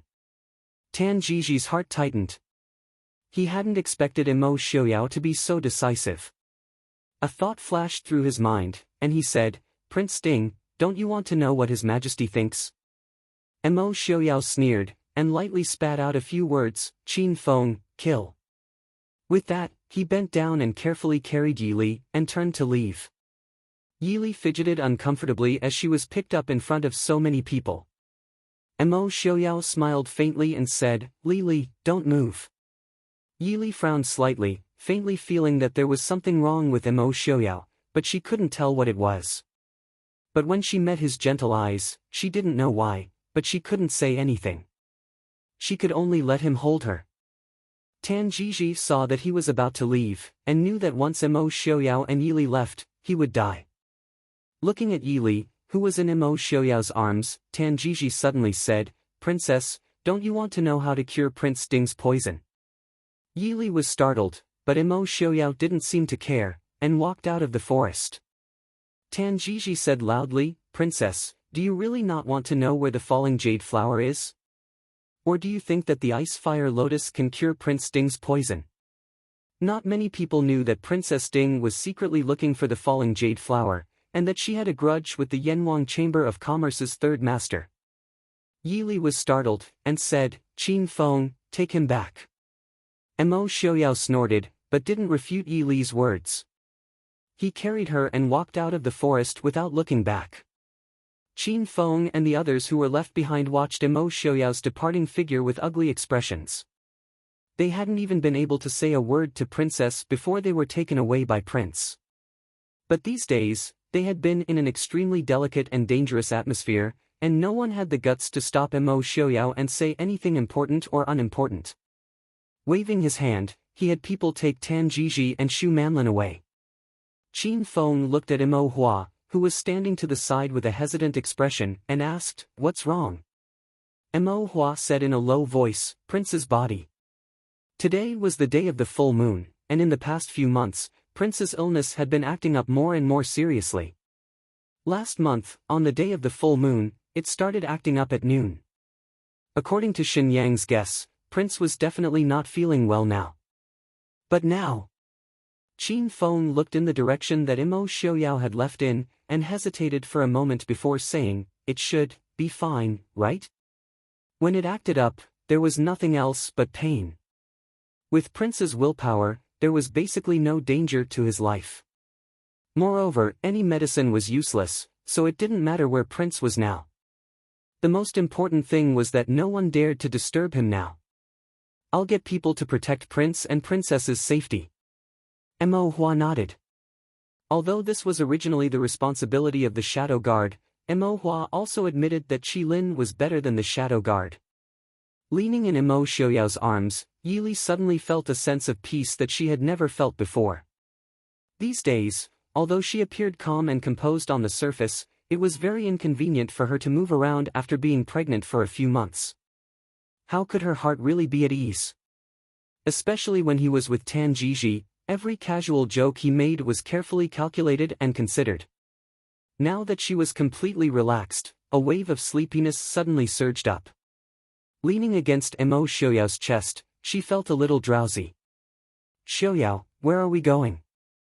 Mo Xiaoyao lowered his head to look at her half-closed eyes and smiled gently, sleep if you're tired. Yili shook her head, forcing herself to open her eyes and look at the road ahead that was getting more and more secluded. As long as one paid attention, they would notice that even Mo Xiaoyao himself did not have a fixed destination. He was just picking a secluded path and walking forward. Yili did not know where Mo Xiaoyao wanted to take her, but she could feel the rare stubbornness and determination in Mo Xiaoyao's eyes. Sighing softly, she said, "Xiaoyao, I'm a little tired. Let's rest for a while before we continue, okay?" "Tired?" Mo Xiaoyao lowered his head to look at her. As expected, he found that there was an unconcealable tiredness on her thin face, and there were faint shadows under her eyes. Looking around, Mo Xiaoyao tapped his foot and took Yi Li into the air. Stepping over the treetops on the side of the road, they flew towards the road on the opposite side of the mountain. Behind them, Qin Feng, who had silently followed, pulled back Mo Hua, who was about to use Qinggong to fly over. Mo Hua turned back to glare at him in dissatisfaction. Qin Feng shrugged, "Can't you see that the prince wants to avoid us, so he keeps walking forward? If we follow, the prince will still have to walk forward." Mo Hua silently stopped, frowning. The prince and Wang Fei's safety. Qin Feng rolled his eyes at the sky. He picked a flat stone to sit down on. The Mahist army is at the foot of the mountain, and the Shadow Guard and Qilin are in the middle. If assassins sneak in, we don't need to live. Let's jump down from here. Mo Hua was silent for a moment and then silently sat down on the stone at the side. Qin Feng propped himself up on the stone and looked at the blue sky. He sighed in a good mood, so blue.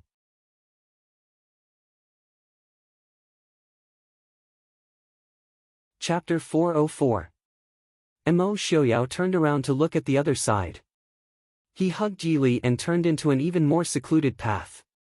Very quickly, he found a secluded and flat area. He hugged Yi Li and sat down. Only then did he smile at her and say, "We finally got rid of them." Yi Li was speechless. She finally understood what she thought was wrong. She had never seen Mo Xiaoyao like this before.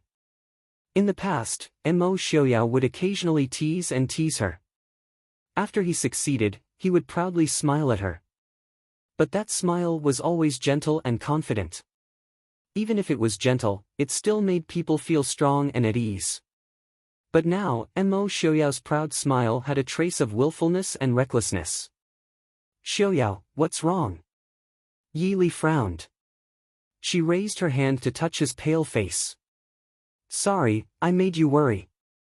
Mo Xiaoyao buried his face in her hair and said in a muffled voice, "Li, I want to kill them." Yi Li was stunned. "Them? Who?" "Everyone." Mo Xiaoyao's voice was filled with killing intent.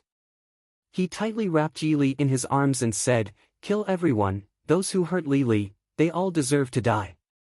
And those eyesores, I only want Li Li, everyone else can die." Yi Li's heart trembled. She slightly pushed Mo Xiaoyao away with trembling hands. She lifted his face that was buried in her hair and looked at Mo Xiaoyao's face that was still filled with killing intent and ruthlessness. Mo Xiaoyao also saw his own appearance in her eyes. The gentleness that he once pretended to be was completely gone. Actually, Mo Xiaoyao had never been truly gentle, and he had never felt that there was anything wrong with it. However, in Yi Li's eyes, he was undoubtedly ugly. His mask was easily removed by Yi Li, revealing the hideous scar on the left side of his face and the remaining murderous aura on his face. He didn't look like the gentle and cold prince that people usually thought of. Instead, he looked more like a life-reaping Azura from hell. Li, are you afraid of me?" Mo Xiaoyao stared at the woman in his arms. His voice was filled with a trace of grievance and fragility, but the arrogance on his face only grew stronger. His gentleness, indifference, and wisdom had always been a pretense. The real Mo Xiaoyao had always been someone who made a clear distinction between love and hate, and acted recklessly.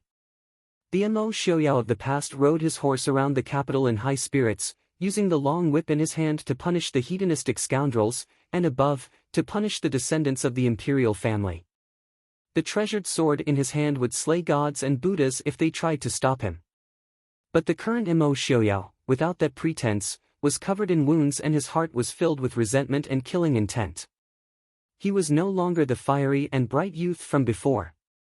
He didn't know if he should be happy that Li hadn't seen his former high spirits, or if he should hate himself for only being able to give her this imperfect version of himself. "What nonsense are you saying?" Yi Li sighed. She sat up and gently placed a kiss on his lips. She didn't know how the man in front of her had spent these past few months, but she clearly knew that his worry, pain, and resentment were all because of her.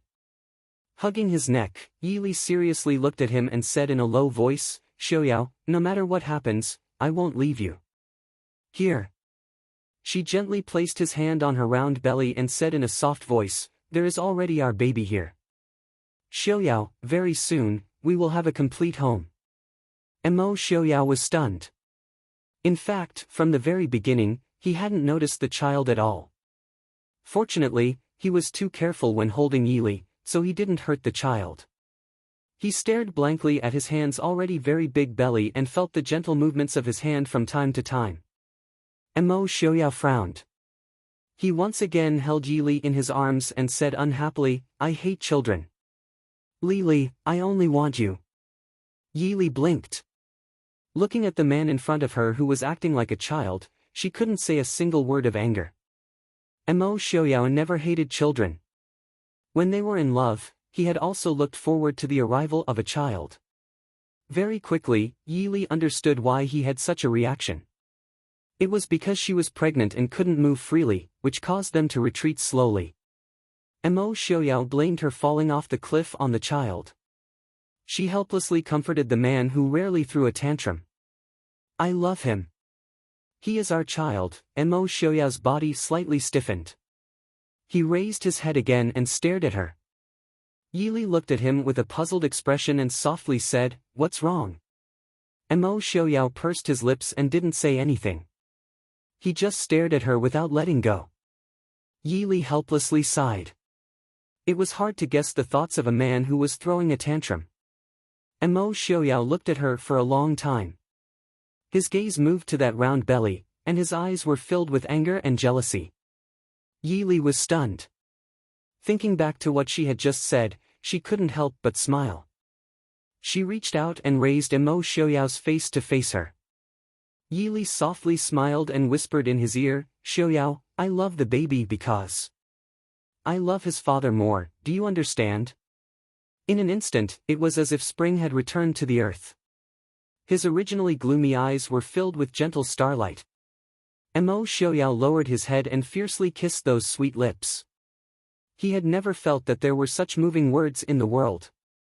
He couldn't help but want to drown in them and never wake up. Li, I love you." Mo Xiaoyao will only love Li alone in this life." Yi Li raised her hand and hugged his shoulder. She responded to this long-awaited kiss.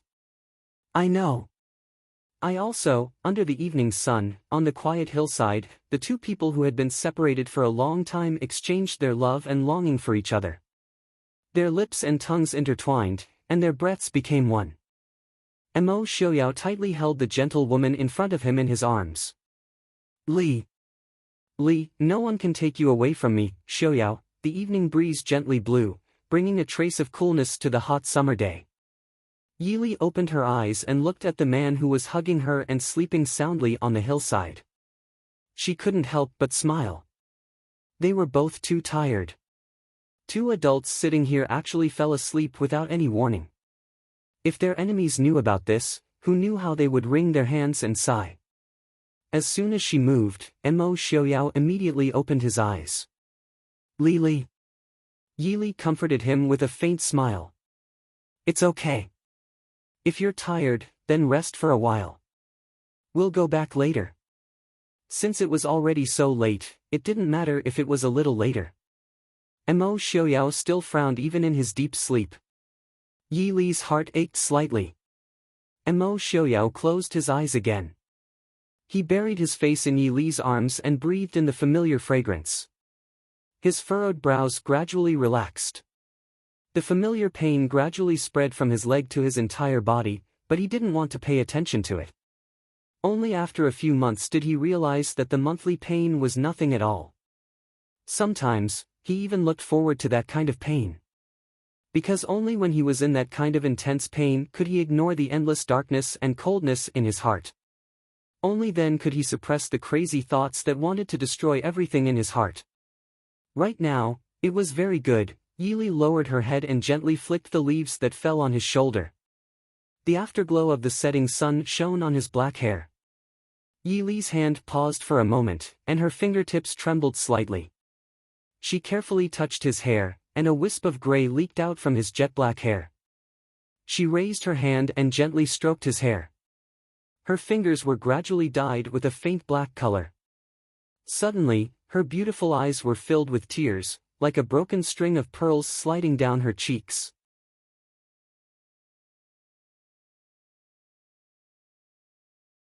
Chapter 405. Li. Mo Xiaoyao called softly. "It's fine, sleep. The wind is very comfortable," Yili said with a light smile.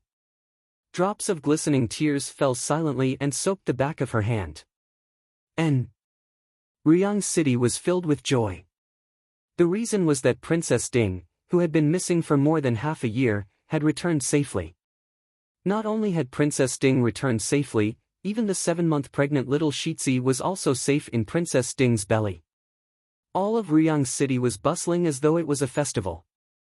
Everyone knew that Wang Fei, as a woman, had led an army of 200,000 to fight against Genom of Gojoseon of Xiling and had almost wiped out Genom of Gojoseon's army.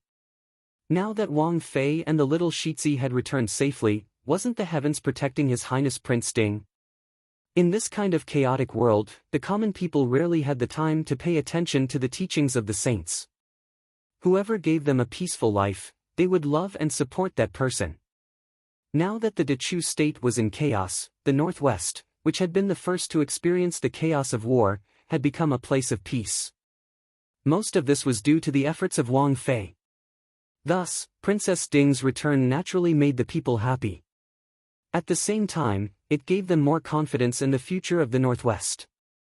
Amidst the celebration, the governor's fu in the center of the city was still silent. Even though everyone's faces were filled with joy, this was still not the time to celebrate. In the bedroom, Yili sat by the bed and looked at the pale-faced man who had fallen into a deep sleep. She felt waves of pain in her heart. Shenyang carefully removed the silver needles from Mo Xiaoyao's body and retreated to the side to wash his hands. Yili asked worriedly, "Mr. Shen, how is Xiaoyao?" In the afternoon, Yili had jumped in fright. Mo Xiaoyao, who had been fine, had suddenly fainted and even showed signs of bleeding from his 7 orifices. Shenyang looked at Yili and comforted her, "Wang Fei, don't worry. The prince is fine for now. It's all because of me that I forgot today's date." How could Prince? Yili had been in the mountains for a few months, and there had been no sun or moon for a few days in the imperial mausoleum, so she had forgotten the time. She didn't expect today to be the day of the full moon. Shenyang said, "Prince only used the pulse-cutting technique to seal off the pain." However, the pain during the full moon was not something that could be suppressed. Prince forced himself to do so, so naturally, he couldn't avoid some internal injuries. Fortunately, we discovered it early, so it's not a big deal. Yili frowned and said, "I've seen Xiaoyao's appearance when he flares up, but it's different this time. Mr. Shen, did something happen to Xiaoyao? Please tell me the truth." Shenyang sat down opposite her and said, "Princess, please calm down. These few months, Prince has been much calmer. It's not because the degree of the poison has weakened, but because Prince's endurance seems to have reached a higher level. Or it can be said that Prince's pain seems to have become somewhat duller. Fortunately, in this one's opinion, Prince doesn't have any other problems. This can be considered a good thing. Now that Princess has returned safely, this one can focus on researching the poison in Prince's body without worry." There were too many people who had suffered in these few months, and Shenyang was one of them.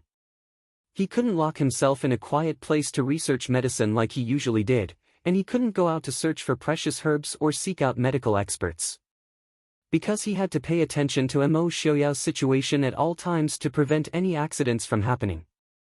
However, looking at Mo Xiaoyao's appearance, even if Shenyang had secretly adjusted Mo Xiaoyao's diet countless times, if it continued like this, Shenyang dared to conclude that even if the poison in his body was cured, Prince would not live for more than 3 years.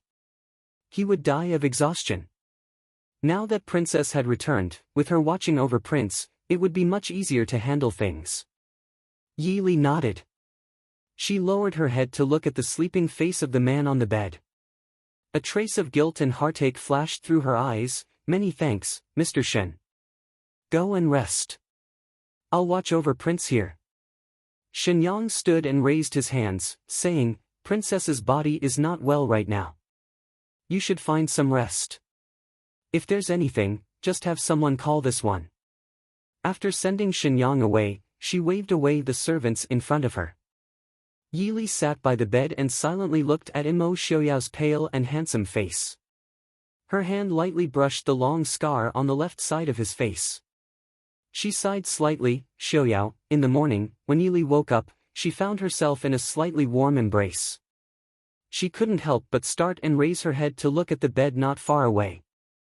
Because she didn't want to wake Imo Xiaoyao, she had slept on a soft bed in the room last night. She hadn't thought that when she opened her eyes again, she would be in Imo Xiaoyao's embrace. When she moved, Imo Xiaoyao immediately opened his eyes. He didn't speak and just silently looked at Yi Li. Yi Li gave a faint smile. Are you better? Imo Xiaoyao's eyes were bright. He rubbed against Yi Li's shoulder and pulled her into his embrace, saying, It hurts, I need to sleep a bit more. Yi Li raised a hand to gently brush away the hair on his face. Her heart was filled with bitterness. How could he sleep when his entire body was in pain? But she wasn't willing to refute his words. She nodded and said softly, All right, sleep a bit more. Yi Li, sleep with me, Imo Xiaoyao said with his eyes closed. Yi Li replied, Let's sleep. However, they wanted to laze in bed for a while, but the others weren't willing to give them this opportunity. Not long after, the outside of the courtyard became noisy. Yi Li could faintly hear the voices of Han Mingxi and the others. When they returned last night, it was already night time. Because Imo Xiaoyao was still unconscious, they only called for Shenyang to treat him. They didn't see anyone else. It was no wonder that Han Mingxi and the others came to make a ruckus early in the morning. Yi Li sat up helplessly. Before she could say anything, Imo Xiaoyao also sat up. However, her face was so gloomy that it was frightening. They didn't summon any servant girls to serve them. The two of them slowly tidied up. By the time they left, the outside was already noisy. However, the shadow guard was very diligent in blocking the entrance. No matter how anxious the people outside were, they couldn't enter. Looking at the angry Han Mingxi standing at the entrance of the courtyard, Yi Li smiled faintly and said, Mingxi, I heard your voice early in the morning. What are you making a ruckus about? Suddenly hearing Yi Li's voice, Han Mingxi was startled. He quickly turned his head and saw the girl in green standing at the entrance smiling faintly. He couldn't help but reveal a look of ecstasy. Junwei. For a moment, Han Mingxi didn't care about anything else. He rushed towards Yi Li.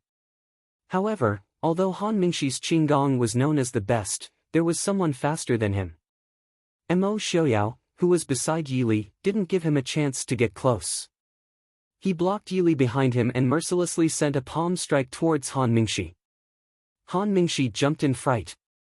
He flipped in midair and retreated a dozen steps to avoid the palm strike. Imo Xiaoyao, you lunatic, what are you doing? The people around couldn't help but secretly sweat for Han Mingxi because they could clearly see how scary the man in front of them was. Imo Xiaoyao didn't say a word. He moved forward and sent a few palm strikes towards Han Mingxi. Han Mingxi's martial arts were mediocre to begin with. How could he be a match for Imo Xiaoyao? He immediately scrambled to dodge. Fortunately, his Qinggong was the best in Jianghu. Otherwise, with the strength and ferocity of Imo Xiaoyao's palms, it was hard to say what the consequences would be.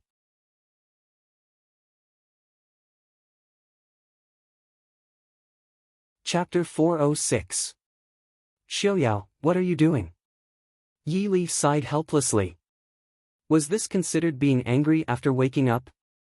In the past, she didn't realize that Imo Xiaoyao would directly attack without saying a word. Imo Xiaoyao's body paused. He raised his eyes to look at Han Mingxi, who didn't dare to come down from the treetops. He said coldly, Han Mingxi, I said before, be careful of your little life. Han Mingxi's heart jumped. Everyone else was standing behind Mo Xiaoyao and didn't know, but he saw everything clearly. Mo Xiaoyao's eyes flashed with genuine murderous intent as he stared at her. Just now, Mo Xiaoyao wasn't venting his anger on him. He really wanted to kill him. Alright, Yi Li slowly walked to Mo Xiaoyao's side and pulled down his hand to hold it tightly. She had been a sniper in her previous life and was very sensitive to the environment and atmosphere. How could she not detect the murderous intent in Mo Xiaoyao's words? She patted the back of Mo Xiaoyao's hand comfortingly. Feeling him relax, she raised her head to smile at Han Mingxi and said, Mingxi, long time no see. What are you guys doing so early in the morning? Han Mingxi rubbed his hair and grimaced, apologies, I heard that Wang Fei had returned yesterday, but it's so late. Yi Li nodded apologetically and said, His Highness and I are late and have kept everyone waiting. Only then did the people present come back to their senses and said in unison, this subordinate greets His Highness and Princess. Even though the court had already announced that Mo Xiaoyao's title had been stripped, in Ruyang City, not in the entire northwest region, the people seemed to have the same goal as they looked at the imperial edict. They still called Mo Xiaoyao Prince and Yi Li Wang Fei. Mo Xiaoyao didn't have any objections to this. If he didn't want to be prince, he would have to go through the trouble of thinking of a new title. Besides, he was already used to being called prince.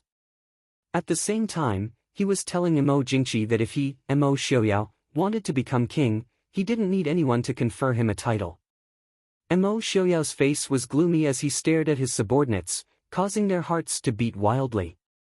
Ever since Wang Fei's accident, the prince's temper had become exceptionally unpredictable. Although he was still wise on important matters, his temperament was not as easy to get along with as before. Seeing his expression, everyone thought about it carefully and understood what the problem was. The prince and Wang Fei had been separated for a long time and naturally wanted to spend more time alone. It would be strange if the prince was happy that these people had come early in the morning to disturb his good dreams. They couldn't help but shoot resentful glances at Han Mingxi who had just landed from the tree. The other half looked pleadingly at Yi Li who was standing next to Mo Xiaoyao. Yi Li smiled slightly and secretly pulled Mo Xiaoyao's hand. Mo Xiaoyao snorted lightly and said, Forget it, rise. Thank you, Prince, Wang Fei. Everyone seemed to have been pardoned and hurriedly stood to give their thanks. After bowing, those who didn't have anything else to do hurriedly left. None of them were idiots. The prince didn't want to see them right now, so they had to be perceptive and make themselves disappear. Mo Xiaoyao looked with an unfriendly expression at the people who remained and said in a deep voice, What do you want? The leader, Feng Zhiyao, rubbed his nose helplessly. They really did have matters to attend to. Feng Zhiyao came forward and said, Prince, the news of Wang Fei's safe return has already spread. There will probably be news from the court very soon.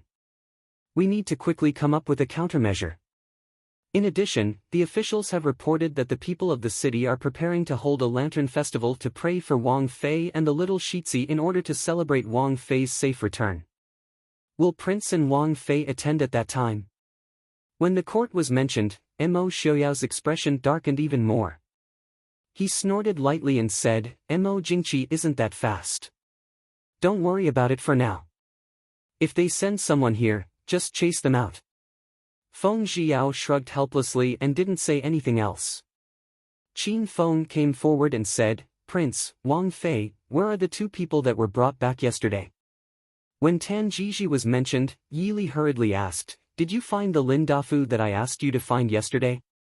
Qin Feng nodded and said, that Lin Dafu was slightly injured and was taken away by Tan Jiji through another route. They were probably planning on bringing him back to Jing. This morning, they arrived in Ruyang City. Does Wang Fei want to see them now? Yi Li thought for a moment and shook her head. She said, Have people take good care of Lin Dafu. He has had a hard journey. We'll talk about it after he's rested. Qin Feng nodded, indicating that he would make the appropriate arrangements. He glanced at Mo Xiaoyao who was standing to the side and continued, Tan Jiji wants to see Prince and Wang Fei. Yili naturally remembered why she had spared Tan Jiji's life yesterday. She raised her head to look at Imo Xiaoyao and clearly saw the displeasure on his face. He smiled helplessly at her and said to Qin Feng, "Later, I'll go see him with Prince." Imo Xiaoyao held Yili with one hand and swept his gaze over everyone's faces. "Are you done?" Zhuo Jing and Leng Haoyu, who had wanted to speak, tactfully swallowed the words at the tip of their tongues. The prince looked at them with a threatening gaze. It wasn't an urgent matter. Since the prince didn't want to hear it, then they wouldn't say it. Originally, they had come early in the morning just to confirm that Princess Ding had returned safely. The past few months hadn't been easy. They didn't want to face that kind of prince again. Watching everyone leave, Yili sighed softly. She didn't know Mo Xiaoyao's thoughts, but they were already in this kind of position. How could they really abandon everything? Pulling Mo Xiaoyao's hand, she walked back to the small courtyard. Yili laughed softly and said, "Go back and eat breakfast and rest. In the afternoon, can you play the guqin for me?" The gloominess in Mo Xiaoyao's eyes gradually dissipated. Looking at Yili, his eyes were full of warmth and affection. "Okay." Holding one of his arms, Yili smiled faintly. There would be a lot of things to do in the future. It didn't matter if she indulged a little after returning, right? In the afternoon, there was a faint coolness under the big tree in the governor's residence's backyard. Yili leaned on the beauty chair and leisurely flipped through a scroll. Mo Xiaoyao sat lazily beside her. He leaned against the chair and buried his head in Yili's side, closing his eyes to rest. Obviously, if Yili wasn't pregnant, he would probably sleep on Yili's lap. Yili didn't mind. She held a scroll in one hand and put the other hand on his back, gently patting him from time to time. Feng Xiao walked in and saw this warm and tranquil scene. Seeing Mo Xiaoyao's peaceful sleeping face, he suddenly regretted disturbing their peace. But he had no choice but to come in and report the situation. Yili also saw Feng Xiao's hesitant appearance at the door. She smiled faintly and nodded at him. "Feng-san, let's talk." Feng Xiao walked over. He carefully glanced at Mo Xiaoyao, who was leaning against Yili. He saw Mo Xiaoyao open his eyes and look at him. Just when Feng Xiao thought he was going to say something or chase him out, Mo Xiaoyao closed his eyes again. "Feng-san, what's the matter?" Seeing Feng Xiao look like he had seen a ghost, Yili smiled and put down the scroll. She picked up the fan at the side and gently fanned Mo Xiaoyao. Mo Xiaoyao seemed to be very satisfied with this. He gently rubbed against her leg and his entire body relaxed. Feng Xiao looked at Mo Xiaoyao, who had his eyes closed. He didn't know if he was asleep and said in a low voice, "Wang Fei, someone from the court has come. You're tuning into the Passion Pages YouTube channel. We're so grateful for your support and don't forget to subscribe to join us on this incredible journey through captivating stories. Your generosity through donations truly makes a world of difference, as it's the primary source of revenue that allows me to expand and enhance this channel for you. Thank you from the bottom of my heart for being a part of this adventure.